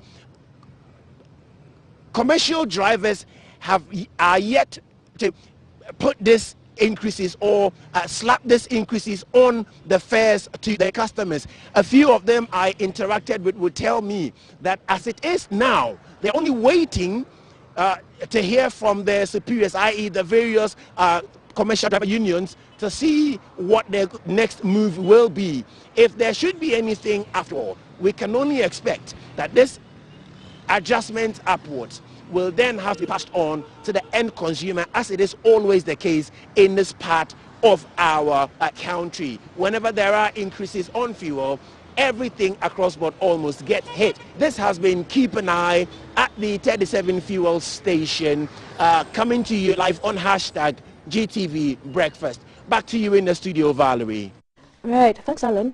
Well, that was Alan who came to us from that fuel station, the one at 37, and the prices are going. What do you think? What are your thoughts on the prices of fuel? This morning, have you filled your car? Is it halfway? Give us the 411 on how you're dealing with filling your cars. The hashtag to follow is still GTV Breakfast. I'm handing over to Kaf now. He's still discussing what's trending on our headlines with his gentleman. Here's a break on Kaf. Thank you very much, Val. I'm just about wrapping up, gentlemen. So it's been great, and I want to wrap on a very nice, positive note. So I was going through the news yesterday and came up on this very, very groundbreaking story. Meet the first Ghanaian woman to be appointed Brigadier General of the Ghana Armed Forces. This is General Constance Ama Emefa Ejani Apanu of the Ghana Armed Forces, who joined the Ghana Armed Forces in 1978. And she's the first female Brigadier General of the Ghana Armed Forces. She joined the Ghana Armed Forces at the age of 18 in 1978, trained for 2 years, was commissioned into the Ghana Armed Forces on April 25, 1980. And then she was in 1999 appointed as a commanding officer of the Forces Pay Regiment, making her the first female to occupy the position in the history of the Ghana Armed Forces. Has served in various capacities in the Ghana Armed Forces, as well as being Ghana's deputy military advisor to its permanent mission in New York from 2013 to 2016. 2019, appointed as Deputy Force Commander of the United Nations Mission for the referendum in Western Sahara, MINURSO. And so there she is. We have our first female one-star general, Brigadier General Ejani Afenu. Congratulations, making Ghana proud. And making. I wish I could give her a salute. You should give her. You can give her a salute right now. Where you are now. But yeah. I think that it's a feat that it's a feat. Is an achievement that goes to exalt the position of women and what they can do in our society. Indeed. And so we should all foster a harmonious environment that women can operate, and they can operate to the highest. To the highest. She served at the UN, she served in many capacities, and she has distinguished herself. Yes, indeed. I feel elated of her achievement, and then I congratulate her. Also. This morning, the spirited defense that Daniel Nikwate, Titus Glover, Siambogna has displayed. I'm just wondering, because few communicators of Nana Akufo-Addo's party are able to exhibit such talent. Maybe they should appoint you to the presidency to help in the communication. I think that, look, the issues that afflict the people of Ghana cannot just be taken lightly. We are serious about some of the concerns, and government should not think that they should just go around circles and come and use heavy language to want to undermine our understanding of the issues. But on a positive note, let me once again salute Brigadier General Ajianu for her achievements. Fantastic. Thank you very much, Chairman Mona, for your comments. I'll leave you with the last word, Mr. Titus Glover. Kavi, I think that support women should not be just by word of mouth. Action. It should be backed with action. And I salute the first female Brigadier General. You've given a tall list of achievements. Oh, yeah. This goes to buttress what was started by President Kufuor when he appointed the first female Chief Justice, Justice Judith Wood, as the first female Chief Justice of the land. Going further, His Excellency former President Mills. That's General Aqua who is... President Mills also appointed the first female Speaker of Parliament, which was a Right Honorable President Nkrumah Joyce. provided avenues for women to... But why are you like this? You're becoming a nuisance. You can't start with Akufo-Addo. No, please. You know I didn't come to Nkrumah. You met Nkrumah's Ghana. Please.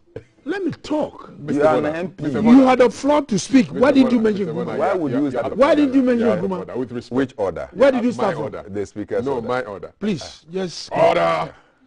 I've said that ex-President Mills, may he so rest in peace, appointed the first female Speaker, Joyce Bamford Addo, Right Honorable. Then President Akufo-Addo also appointed the first female chief of staff, Honorable Frima Oseo Pari. And this is how we have built up. At the same time, in this era, we have this Brigadier General. I will hope that one day we'll have a female chief of defense staff, so that we can be able to say that, yes, indeed, our women has risen up the ladder. And I know they can perform. Okay. So long as men cannot continue with this patriarchal influence of women, I will continue to support them, not by mouth, but some of these things to encourage them to come up. I believe that the sky will always be the limit to support our women. But let me say that, University of Ghana. Let me say that, yes, government is very sensitive. President Akufo-Addo is listening very well at the concerns of our people, and as and when his advisors comes up with that good advice, he's ever ready to make sure that we'll make sure our people are in a good position to have a feel of whatever is putting up. These policies all over the place for us to feel what is going on. So he's not going to sleep. Yeah, we are feeling them in the negative form. And you saw what was done at the Major, that road. I was asking, where are you going to get the money to fix that road? The money that we are sitting on. How do you know that I love how horses? He's fixing it. I love sitting. He's fixing the problems of the country. Which ones? So please keep quiet and allow him to fix the problem of the country. How do I say thank you? No, President Nando is not sitting down. In your mother tongue, how do I say thank you? Baraka. Baraka Oyado. Nagano. Thank you very much. So yeah, congratulations to the one-star general. So that the official car will now have that one star there. When do you think we'll have a female president? When? Who do you think will be our first female president? I'd like to hear from you. 055-556-1034. Some of they are raising their hands. The women in the studio. Hey, so it's been a pleasure speaking to you, and I always look forward to it. It's always fun having Batala with me, trying to interject.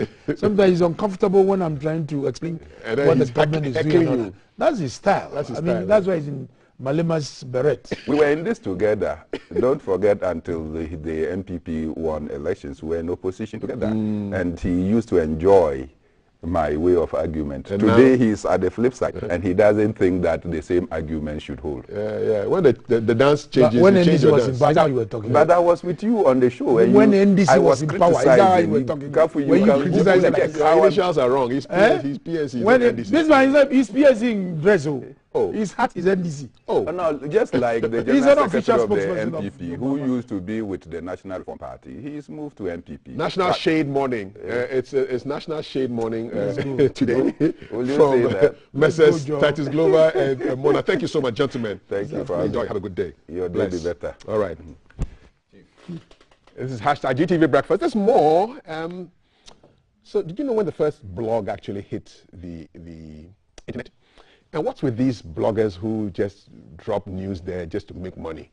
Is there something as responsible blogging, or is all blogging just Charlie Sangwe? They just want money. Val will be talking about that in a couple of minutes. You want to stay tuned. Tell us who your favorite bloggers are and your least favorite bloggers are, and I'll read the messages when they come through. 05556-1034. This is GTV Breakfast. Don't go anywhere. Live from GBC Studio 1.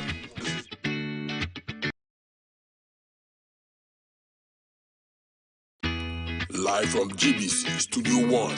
This is the Breakfast Show.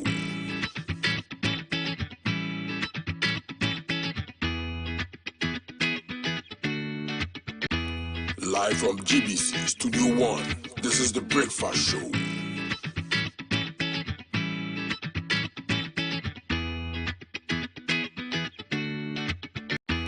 Live from GBC Studio 1. This is the Breakfast Show.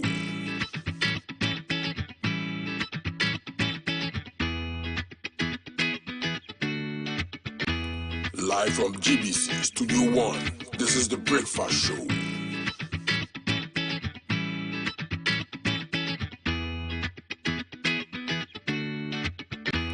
Live from GBC Studio 1. This is the Breakfast Show.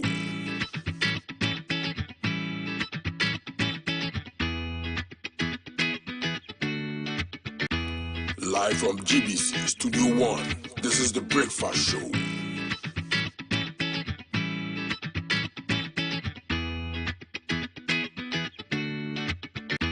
Live from GBC Studio 1, this is the Breakfast Show.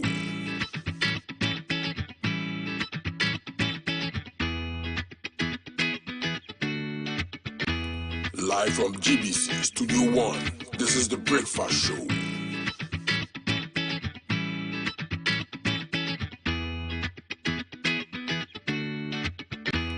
Live from GBC Studio 1, this is the Breakfast Show.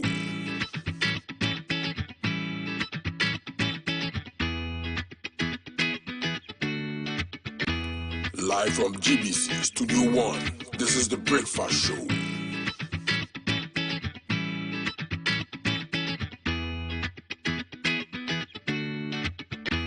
Live from GBC Studio 1, this is the Breakfast Show.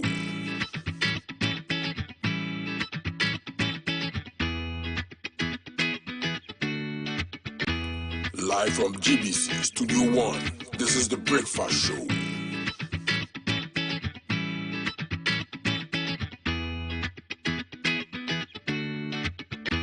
Live from GBC Studio 1, this is the Breakfast Show.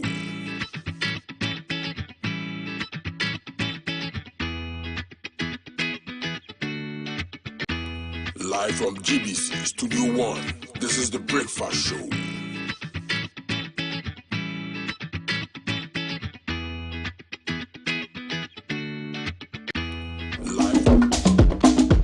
Live from the capital, this is the Breakfast Show.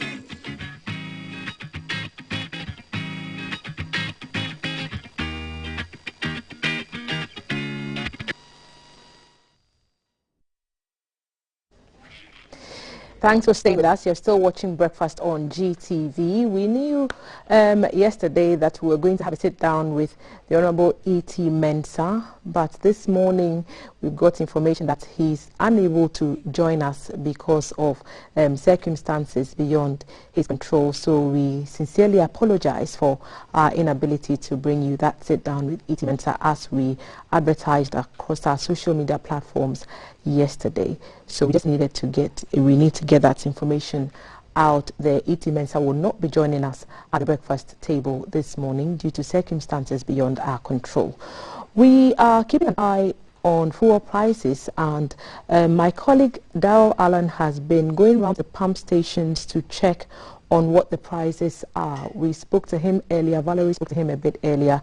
We want to go back to him to see his engagement with some of the operators, so trotro drivers, taxi drivers, some people who are buying petrol this morning.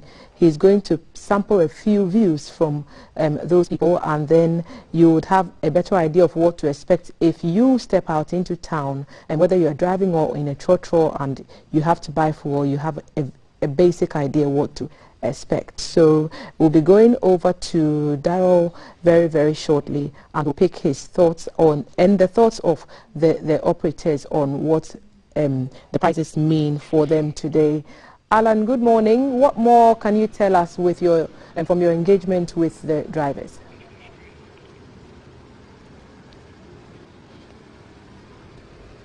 Hi, good morning, gentlemen. Welcome once again to the trotro and taxi layoff by the 37 military hospital. We're here to speak to one of the drivers who is actually willing to stop and grant us an interview.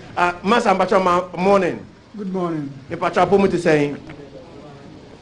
Me Pacha petrol boy ya tumu enano pay no etel saying. Nyekra emadwuma ya di my. And I do not answer my passengers and also for taxi no. I don't prefer some before trotro no more. And Jamaican ya maybe be answer coso. He says no only to be able to answer my answer car and also 2 6.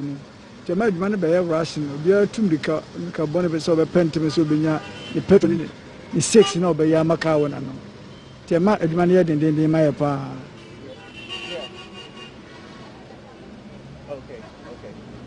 Na abansano coin ben so na be affect u sales, especially because we say o ka say akoso nbibia be kosoro u sales nso be kosoro ana no mo ni e be ti so aba fom acho be kosoro because if you have a cosro, call cotos papers, a cow, and a cotos papers, and a becosro, and Tonos Bobacasho said a car who no more boy and then dinner cosro, on a spec to say Mamma and Acosro. Just a swing of the call. Inti Upeto Nautono, so betty, and I say, we are Jumenti Ube Coswato, and sa. Odun sa customer aduane oduma wo ye no no enti ekosoro okoso ye ne sa o tumi say wo tena fie say adia any drivers ni nyina ye ba ko ne ye ko strike dia kan ye nyina betumi atena fie nanka etumi ahede aban no betumi ayabo ye because edin pa me da se pa say oni akasa nyame ma wadwuma me da se ma me hwe say metumi ni obi from akasa na I'm going to try and get another trotro driver to see if they will speak to us about the fuel prices. Master morning. Me patro anope petrol ya 2 minutes say. We high pa. Kwan ben so na how. Ya sisi a traffic room na over so nya obi ano petrol so sura na ko. Enti na what bi ano petrol ya na say na auto. Na bi a mi to be 1,500 e ko we 2,000. Na 6250 no 2,500 and 68 say na beto and meter 225. Madam bacha morning me pato ya two petrol mu no pay enti the driver na ka say wa to ni fare no mu a say na obefa no binim bia but ebema ne ma ye kakra mai fa na fare no pay na fa na oko adenta me kosu ufi adenta kosu ano pay fi adenta ba su say na driver na beje and the omogen 520 that is 20 pesos enti ya two petrol mu no say o say obeje 50 pesos then na obeka it mean cash because so may increase petrol on also beto na enti emfa burden bia beto so de the burden beba me da say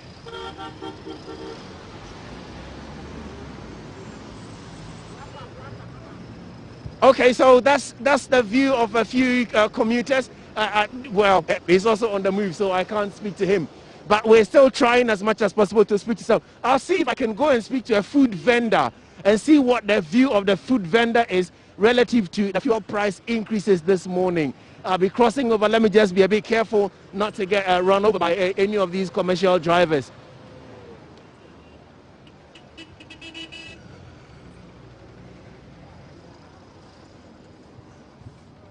Madam, good morning. Mbacho to aduane wa ha. Pesi. Me pacho ya two petrol mu anope. Petrol bu okosoro. Enti wo hwe kwan say e be affect wa na. E be affect e. Na enti say affect wa be apese ni bo no be kosoro. So mutu we market for no tu nyama ma ya so na sa wo no un petrol wo no ko to nyama na de ba enti ya de na uga no be kosoro.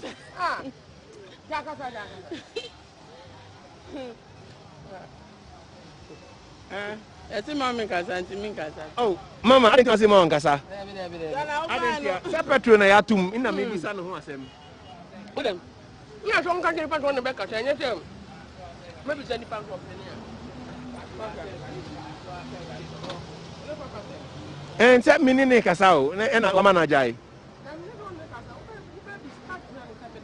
You mean that's it? Yeah, that's it. So that's the what the situation as it is this morning with the fuel price increases and how members of the public are responding to these price adjustments upwards. This has come to you from the 37 military hospital area, specifically by the lay-by where trotros pick up and drop off passengers. It's been rush hour. Sorry, it's been Keep an Eye coming to you live. My name is Darrell Alantego. Thank you very much for being with me. Thank you, Darrell. So Darrell has been bringing us updates of views from users of or drivers of trotro and taxis. They're basically expressing dismay at the increase in prices at the pumps this morning. We are told that it's almost at 7 cedis per litre, so 6.9 is what you reported to us earlier.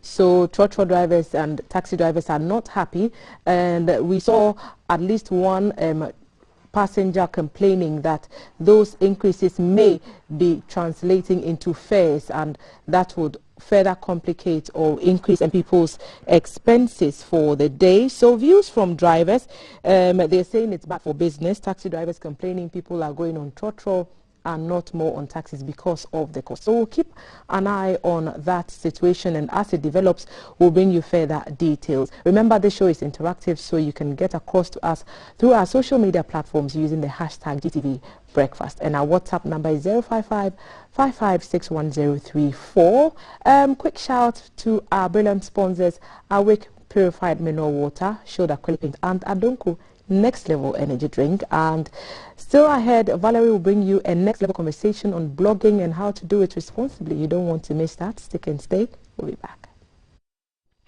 Live from GBC Studio 1, this is the Breakfast Show.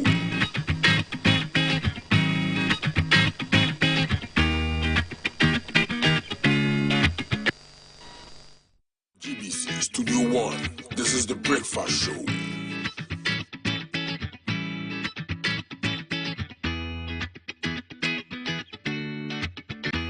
Live from GBC Studio 1, this is the Breakfast Show.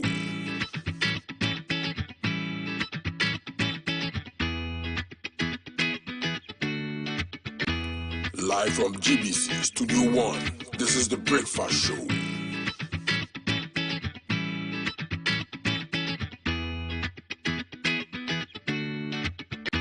Live from GBC Studio 1, this is the Breakfast Show.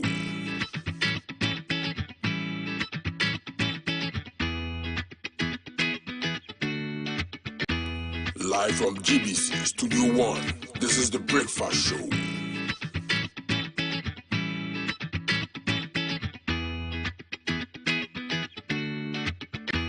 Live from GBC Studio 1, this is the Breakfast Show.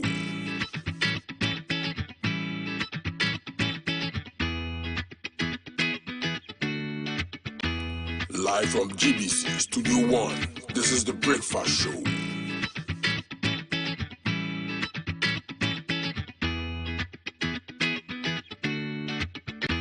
Live from GBC Studio 1, this is the Breakfast Show.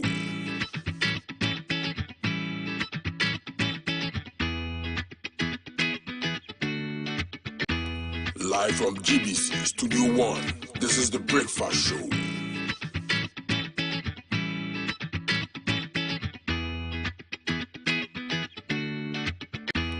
Live from GBC Studio 1, this is the Breakfast Show.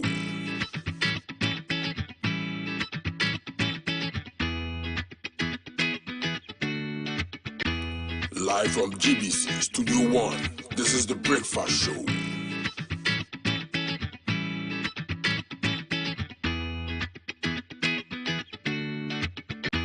Live from GBC Studio 1, this is the Breakfast Show.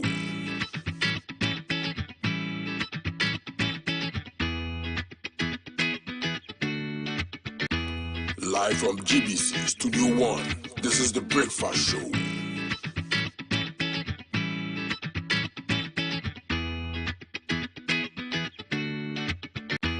Live from GBC Studio 1, this is the Breakfast Show.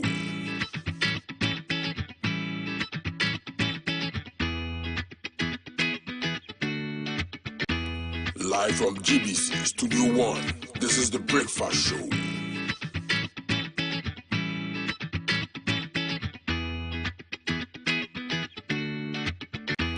Live from GBC Studio 1, this is the Breakfast Show.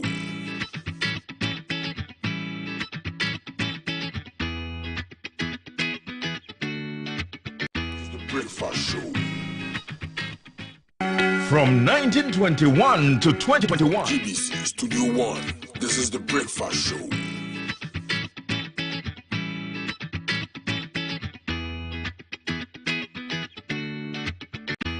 Live from GBC Studio 1, this is the Breakfast Show.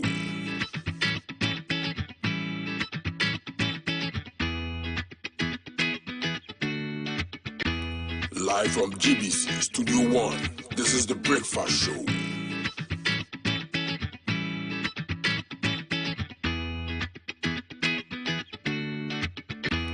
Live from GBC Studio 1, this is the Breakfast Show. to be faithful and true to the Republic of Ghana. And that is exactly what I'm doing in the fight against Galamsey. Yenjai, yenjai, Galamsey. Yenjai, yenjai, Galamsey. Yenjai, yenjai, yenjai, yenjai, yenjai, yenjai, Galamsey, Ese Ghana. Ghana, my Emrina Suo, Galamsey, SSA, Jayo, my Kambum, Naya, my Nise, say, and say, I pepper. Yenjai, yenjai, Galamsey. Yenjai, yenjai, Galamsey. Yenjai, yenjai, yenjai, yenjai, yenjai, yenjai, Galamsey, Ese Ghana. Galamsey, yes, you are say, oh. Galamsey, and forest, I say, oh. Galamsey, in call for you, say a bunch of wow, bedem. Yenjai, yenjai, Galamsey. Yenjai, yenjai, Galamsey. Yenjai, yenjai, yenjai, yenjai, yenjai, yenjai, Galamsey, Ese Ghana. Yeah, my Ghana, yes, a man in seo. Yeah, my Ghana, yes, a man in seo. Yeah, my Ghana, yes, a man in seo. Galamsey, master. Galamsey, master. Galamsey, master. Galamsey, master. Galamsey, master.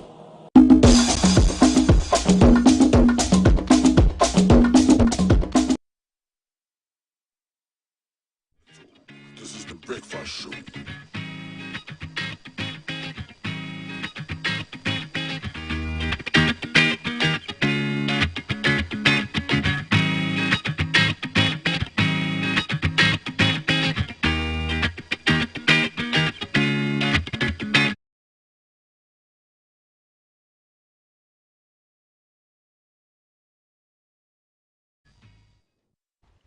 Hi guys, welcome to the warmer side of the breakfast table. And guys, you know Cheesy Pizza is giving away some free pizzas for our loyal viewers. And the cheesy quiz for today is, what is Ghana's population? What is Ghana's population? Send your answers to our WhatsApp number 055-556-1034. Guys, to our WhatsApp number, not Facebook, not YouTube, not Instagram, not Twitter, to our WhatsApp number 055-556-1034, guys. And so the conversation we're going to have won't be possible if it wasn't for Airtel Tigo. They are proud sponsors for the Yellow Couch. We are taking a break to find out the goodies Airtel Tigo has in store for Ghanaians, guys. So here's a break, a quick one.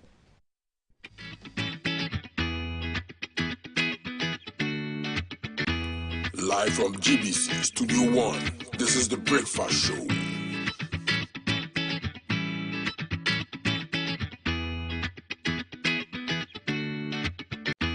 Live from GBC Studio 1, this is the Breakfast Show.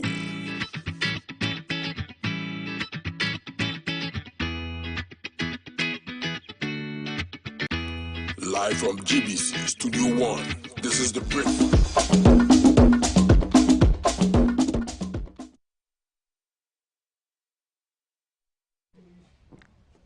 Welcome back, guys. And so, like we've been announcing during the show, we're going to be talking about blogging. We are looking about irresponsible blogging. We are looking at responsible blogging and the way forward for blogging in Ghana. It's one of the biggest industries, if I should call it. It's a branch of I don't know if I should say journalism, but guys, you know who I have in the studio? I have none other than Kobiche News. So Kobiche has 402K followers on Instagram alone, guys. You know what that means? That means that every information that Kobiche puts out there gets to over 400,000 people, maybe more, because these are his followers, and maybe more. So we are going to talk about everything blogging. Remember to send your comments on our Facebook and our WhatsApp number, which is 055-556-1034. Welcome to the studios of GBC News, Kobi. Thank you. It looks smashing. I'm humbled. I appreciate it. I'm so happy to be here. That is. Yes. I mean, I grew up watching GTV, so by the fireside, Mama Doc. So I've been on a lot of platforms. So I kept telling my friends that when will I be on GTV? When will I be on GTV? And today I'm here. So I feel super humbled, and I mean, thanks to you guys and the whole team and the whole management for inviting me to have this conversation. Well, thank you too for feeding us information. Yeah, you've been nominated for an award, isn't it? Yes. What's the RTP? What's the award? Which category have you been nominated for? Blogger of the Year. Blogger of the Year. Charlie, that comes with a lot of weight. Yes, a lot. Now let's come to blogging. Why do bloggers give us a different headline, and then we read a story and it's completely different? Why? Your first question is an attack. Oh no, I'm asking. Maybe you might not do that, but other bloggers do that, and because you are from the blogging fraternity, I'll have to ask you. So pardon me if it sounds like an attack, but Ghanaians really want to know why we see a headline and we follow it and the story is completely different. So let me go back to how this whole blogging started. So, I mean, it's just people sharing their opinion on all the online spaces on social media. It could be, I mean, blog having their own websites and Instagram, Twitter. So basically, sharing your opinion on social media about how you think. For example, I'm traveling, I see something, I come across something, I want to share my opinion. It could be entertainment, food, fashion, agriculture. I mean, all the departments, sharing the opinion, but online. So over the years, I mean, the narrative has changed. Right. It has grown past the level of just sharing your opinion. But now, bloggers have websites like news portals, and they are breaking news. Okay. I mean, gone are the days. I mean, I keep saying this. Before you come across any news material, you're waiting for GTV news, evening news. But these days, you wake up in the morning and news are trending all over because of bloggers. So now it has now moved away from just people sharing opinion, but now giving us stories. Okay. So it has become a competition because you have TV stations and you're looking at who is breaking the news and all that. The same thing applies to the blogging fraternity. Okay. So now bloggers also want to come out with the stories, tell you that this person is doing that, this person is doing that.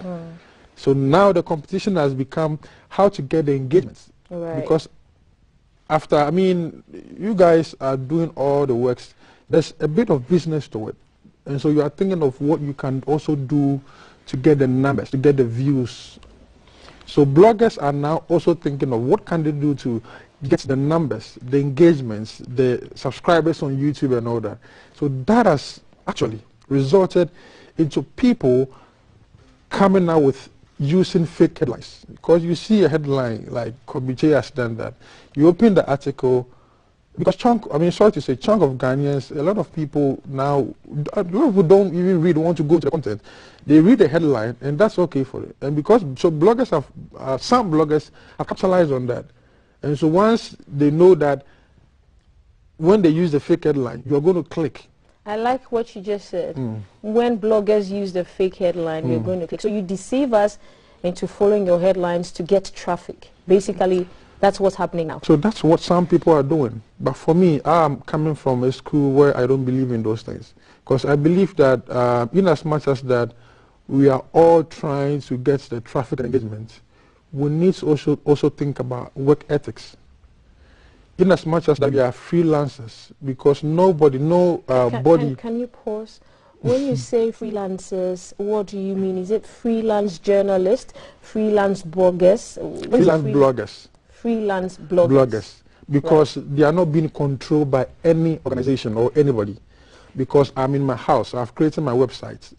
I decide, I decided news that should go. So I think that there should be, I don't know if there could be that possibility of having, I don't know which departments we are going to be under. If, I mean, there should be some sort of regulations. Other than that, then I think that the caution and advice we need to speak out or tell people is one, have discipline to their work, because in as much as that you work with GTV, you yourself, you are disciplined as a human being. Then when you come to the body of GBC, you have rules and regulations. So what bloggers, I think we all can do is to have self-discipline and again have work ethics and have rules and regulations to.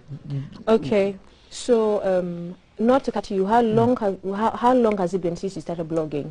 So next month will be exactly 4 years. Exactly 4 years. Yes, next month. Okay, okay. So what you're saying basically is bloggers here in Ghana do not have ethics. Some. Because there are some, there are some are doing well, some are also not helping the community. No, that's not what I was asking. Like, so for the past 4 years that you have been a blogger, the blogging industry, if I'm permitted to call it, does not have a body that regulates. No. So you just put out anything. Yes. So for instance, if you wake up today and you want to say that probably Valerie is wearing a green dress, you just choose to say that on your own. You don't have anybody who tells you how to go about everything. No. Do you think that hurting our industry? Yes. I think that in a way we are helping, but we are also destroying a lot of people because, I mean, you go online and you hear this person insulting this person. And you go into the bottom of the whole issue and a blogger had interviewed someone and maybe perhaps said something about somebody. They did a follow-up, said this. So there are always a lot of confusions and problems. Now, again, I've had a conversation with a lot of personalities, and they'll tell you that when they go to the embassies, when they go for contracts, there are some articles written about them online by some bloggers. It's affecting them. So I think that a lot of people, bloggers are destroying personalities. They are destroying businesses because in as much as that you are thinking about what you get on YouTube, the money you get by the click and all that, you are also in a way destroying personalities. Okay. And you are not helping the industry because you're all we all want to go push Ghana music to the world. We all want to put Ghana, to the rest of the world. So if we are going to always push out the negative stories or bad things that people are doing, then it means that we're not going to help personalities and the whole industry because there are things that we need to push. Right. Somebody sent a message to ask you that why do bloggers feel they need to attack personalities? You don't know that personalities are human beings too. They have their own personal issues they are dealing with just like everybody else. But why do bloggers in particular attack personalities? Why? So I will say this in two folds. There are some who sit down to orchestrate. That they will meet some bloggers to say that let's cook this. And sometimes too, the personalities themselves also engage the bloggers. Let's also not forget about that.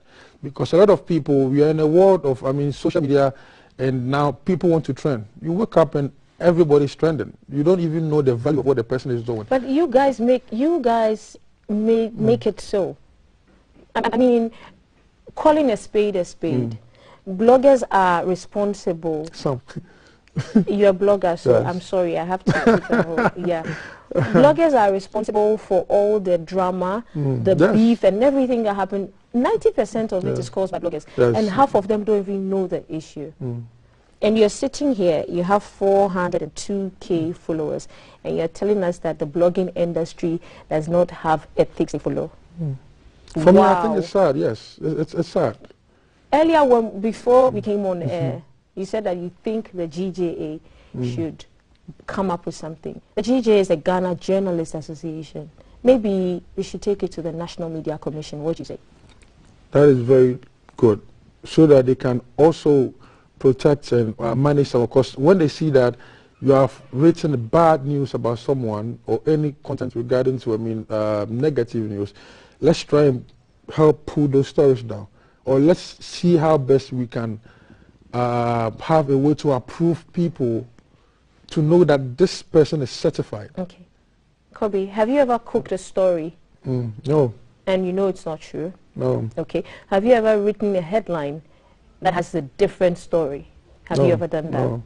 How done? Okay. So what's the way forward? How do we clean our blogging industry? What's the way forward?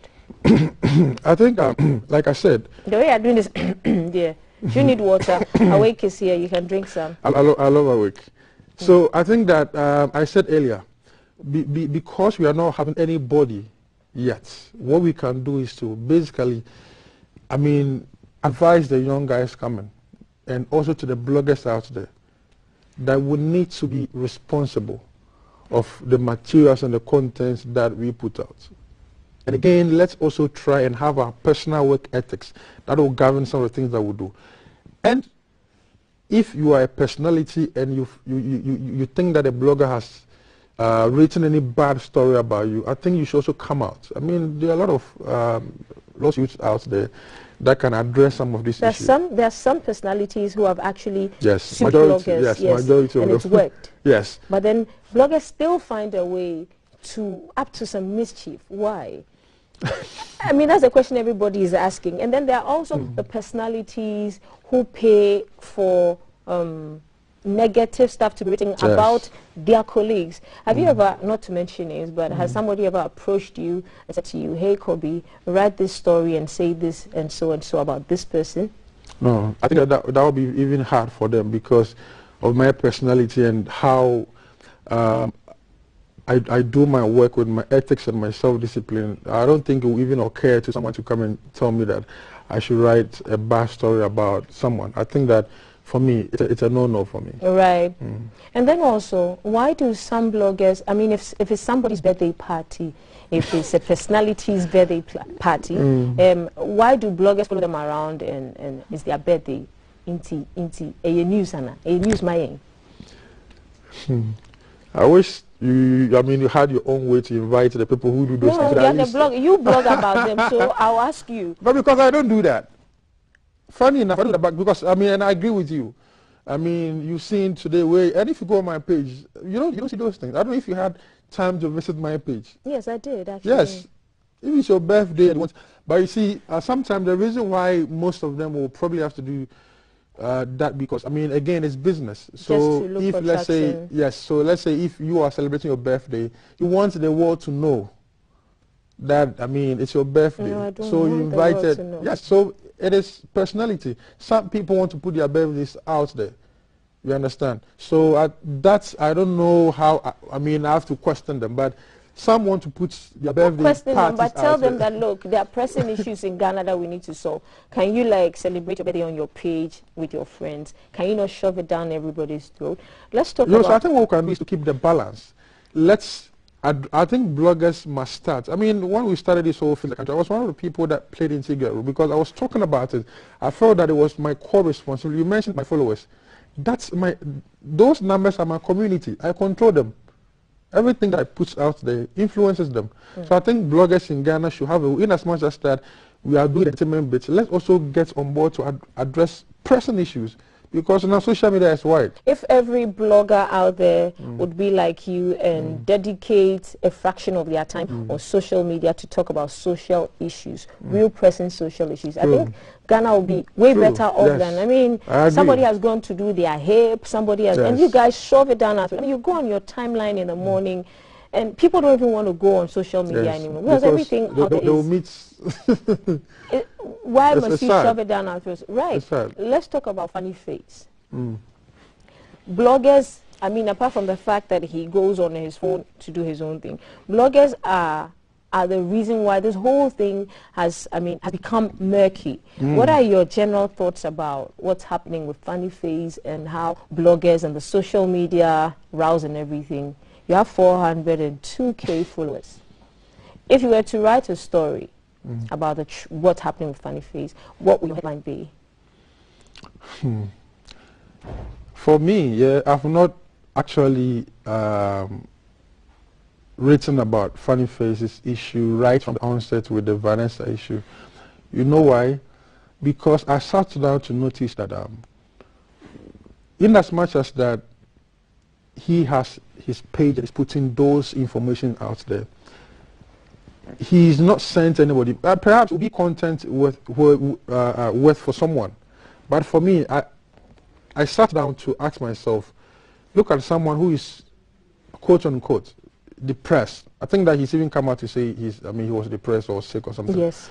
Now he's insulting personalities. He's angry. He's talking about his children. I feel that if I should go and copy that content to put on my page, I am rather putting a lot of fuel in that content. So right from the onset, I have never even spoken. This is my first time I'm even speaking about Funny Face. Because I feel that his pace, what he's going through, is bigger than just sharing the content. But some bloggers are putting out there because they find it material. And they feel that when they post it, because it's Funny Face, they'll get the views and the numbers. But I don't believe in those things. Because I know they want to do that. You're hitting a person. These videos will go viral. His children will come and see it and all.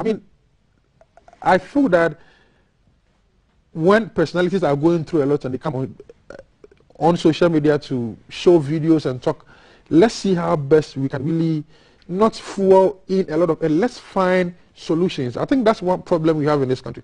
We don't think about growth. We don't think about solutions. We think about the Panamatrino, because when you watch the headline. Yes, I've seen coming out to insult a lot of bloggers. Like I said, then you pick it to give it a different interpretation. So you guys should stop that. Stop the misleading headlines. Can you look? What's the camera? When you talk. No, I mean your camera. My camera is this one. Okay, so please look into your camera and tell them that stop those who are irresponsible. But you have been nominated as the blogger of the year, so maybe you're going to be a mouthpiece to the bloggers. I've always been. I've always been that ambassador, that person that speaks for a lot of people. Maybe that's why you were nominated. Why were you nominated for Blogger of the Year? RTP Awards this year, Blogger of the Year. Why do you think you were nominated? I think that I've worked over the years, and my blogging philosophy is to You've worked over the past 4 years, you mean? Yes, and I think that my philosophy is to impact. And I pray that they will reward people who are making an impact, not just those who are just posting any content. Because I noticed that most of the award scheme, they don't reward excellence. You understand? Yeah. You said again. Say that again. Most of the award schemes don't reward excellence. They don't reward excellence. Because if you look at some personalities and what they are doing to impact society, humanity, the whole nation at large, and when the award the awards night is happening, they mention and they tell it goes to this person. And so if you are saying you're going to follow awards, I appreciate the fact that they've nominated me. And to all my friends, my family, and what's the name? To the organizers. Organizers. If they give it to me, praise the Lord. If they don't give it to me, hallelujah. But for me, I think that they should look at rewarding or awarding people who are using their platform to impact, not just posting anything. Why did you decide to go into blogging? Okay, so when I was growing up, I had two professions to be. I wanted to go into the military. I played the trumpet. My dad works with the fire service band. Yes, I've seen that trumpeter. Yes, big shout out to Mr. David Cranton. He works with the fire service band. So my dad taught me in junior high school. I played the trumpet. So I had that music thing in me. So, and again, I had media. I wanted to be like the KSM. Yes, and all those big names. So I used to buy Junior Graphic. Those days, Junior Graphic, yeah. So graphic. I really wanted. So after university, I completed University of Education, Winneba. I did my music education. So I'm a professional music teacher. So after music, I had followers. I think I was following Brigadier. Okay. I was like a huge fan of Saka, and I was posting him. So due to that, I had numbers, and my writing was good. So my friends told me that there's something we call blogging, that they think that because of my writing and my content, I should really think about that. That same time, I've had the opportunity, my teacher's appointment, to go and teach at Ashama Secondary School. And I looked at, when I started calling myself blogger, first gig that came was 5,000. Okay. And I was like, I just to post like 2-3 content. I'm like, 5,000 to post just 2-3 content. Teacher, very lesson note. May lesson note. After transportation, may I buy 1,500. I'm like, no. I think let me even use this opportunity to. Our government must pay attention to our teachers. Because if I look at what I'm doing in blogging and what I'm getting by God's grace, and my colleagues who went into teaching, look at the work they are doing. Some are posted in the villages, and the money they are getting. And I'm like, no.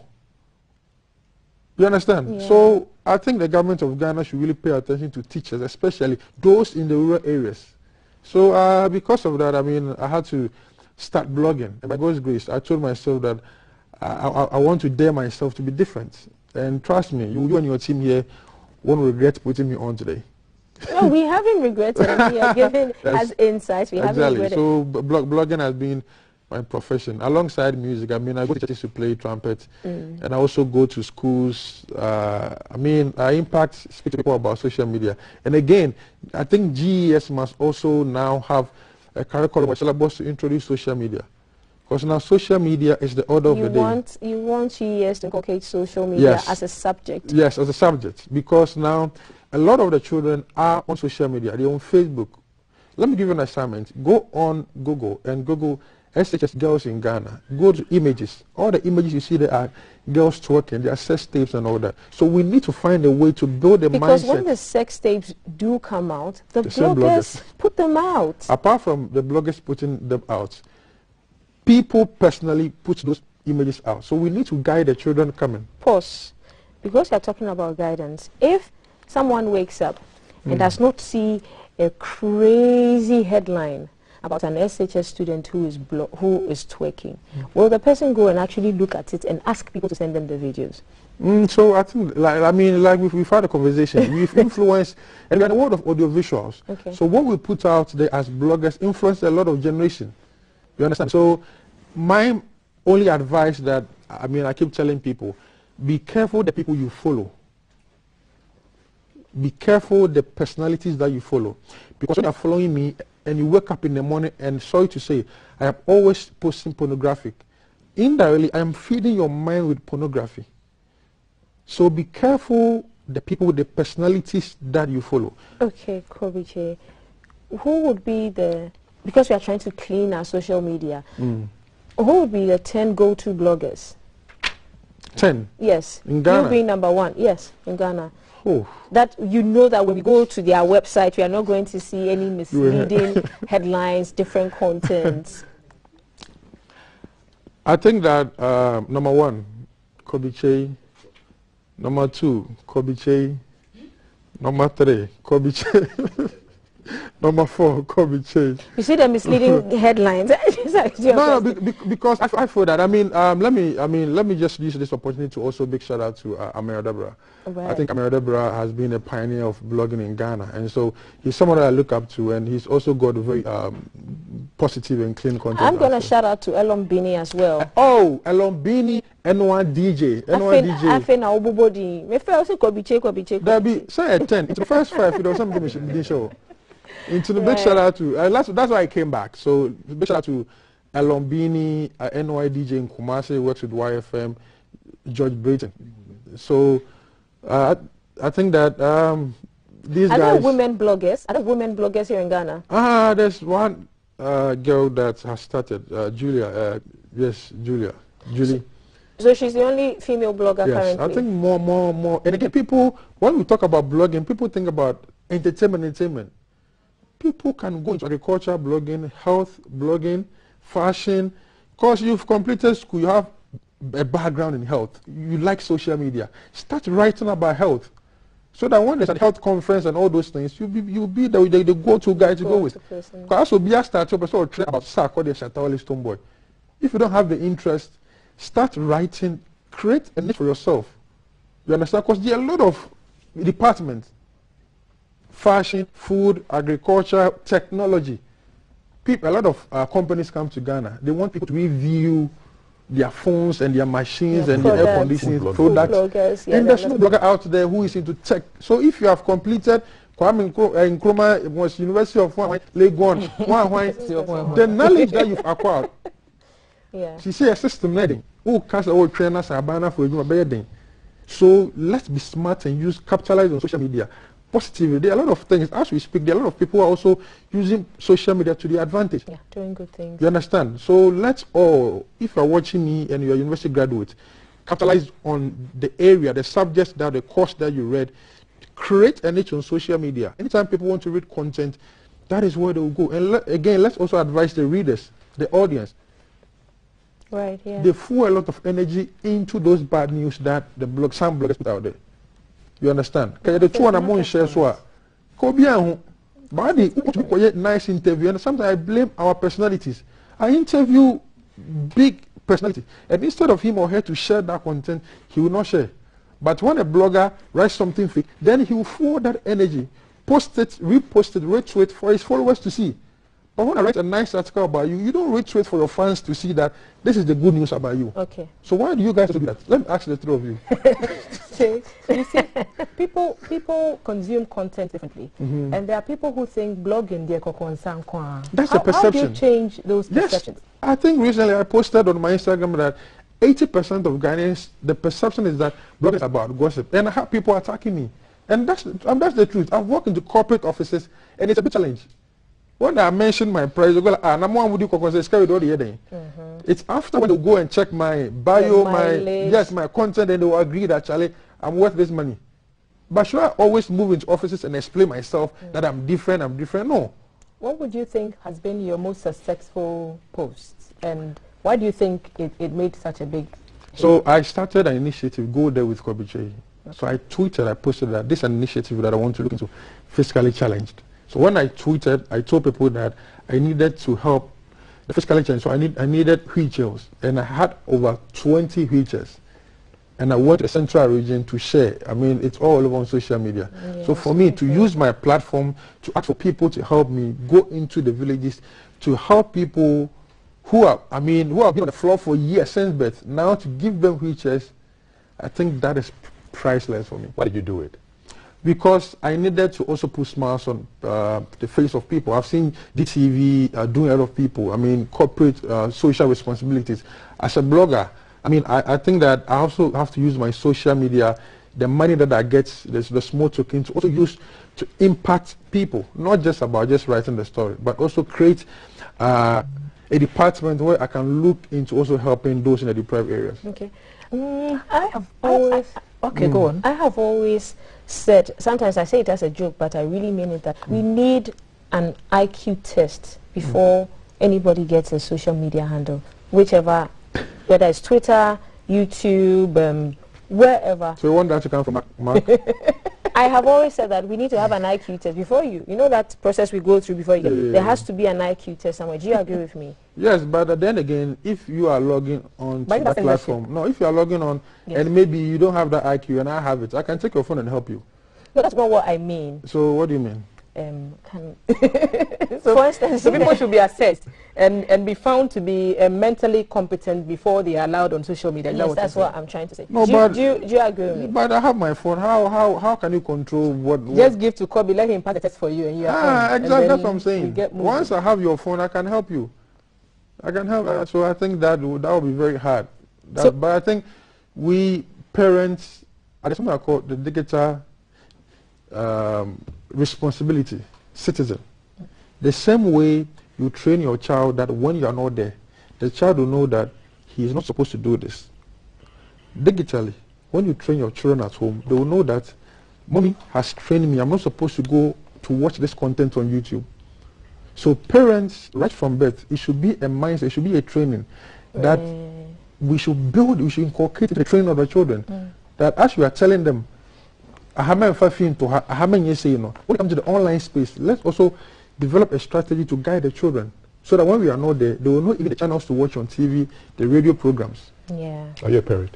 Yes, I'm a parent. Okay. Yes, I have two girls. In the interest of protecting vulnerable people, including children, how would you improve your current content? Because you said top 10 Kobiche. So are you up there? Is there nothing? I get it. I'm just saying what would you do to improve what you're doing now? Because you seem to be up there. Yeah. But is there a higher, do you aspire to something higher? Yes. One of the things that I wasn't able to do during the COVID was I was trying to come up with my team trying to get content that children can relate. Because during the lockdown, everybody was at home. And all the content on TV were adult. And then I had to think about it, but we were not able to come. So I think that one of these days. In the future, I have to create a segment that you allow your cousin, your child, your siblings to say, go on Kobiche News platform to go and watch this children-related content. I don't follow a lot of bloggers. I just followed you. You just convinced me, and I just followed you. So congratulations on your nomination, and we hope you win. We hope you win, yes. And then also, I hope they give it to people who are impacted. That's the thing. Yes. Yeah. And then also, guys, I mean, in the spirit of congratulating people, our own colleague Ofoiwa Dako has been nominated the National Communications Awards 2021. I think I was also nominated. That one too. Yes, see, awards. Congratulations. Ofoiwa Dako, congrats. Her category is Rising Star. And so, guys, Charlie, our Mandela fellow, we are there. Look, there she is. When they give it to us, we would dirty ourselves for this. Congratulations! This show back. We want us to like. It's coming back. It's coming back. We are trying to cut back on all the so when it comes to blog, free blogging. We'll come GTV, legendary. Thank you, Che. We appreciate you. Okay, so this is a special birthday message to Mr. Brace. Mr. Brace is an amazing man, and once upon a time, a very, very good friend and a mentor to me. So Mr. Brace, big ups, happy birthday. So Kobe, another one from congrats again, and we are looking to see more amazing content. God bless you guys for having me. Amazing personality. You're welcome. Thank you. It's been an honor. Another one, Dr. Charles Jamina, aka Dr. China, the immediate former deputy ambassador to China. A happy birthday. May God enlarge your coast and grant you peace. This is from Clara and Daniel. So big shouts to you. And that's how we wrap breakfast today on GTV. Join us again tomorrow for another amazing edition. Okay, so kindness is a language the blind can see and the deaf can hear. Kindness. An African proverb. And thanks, Kobe, for shouting out teachers that they better be paid better. Because I went around and found that the serious countries pay their teachers well. So that, I mean, the teaching profession lost you to blogging. Yeah. It shouldn't be. And I've gone to Google Images, SHS Girls Ghana. Charlie, they twerk like them. I had no day. That's all the pictures are just girls twerking and showing their thighs. Yeah, it's different. SHS Girls Ghana. It's not good. It's not good, man. Yeah. It's not so good. together we can help change the narrative. Let's change the narrative. I think if you can create a segment that, like a mom, so that we can really educate people on that. Yeah. Thank you. God bless you. Bless.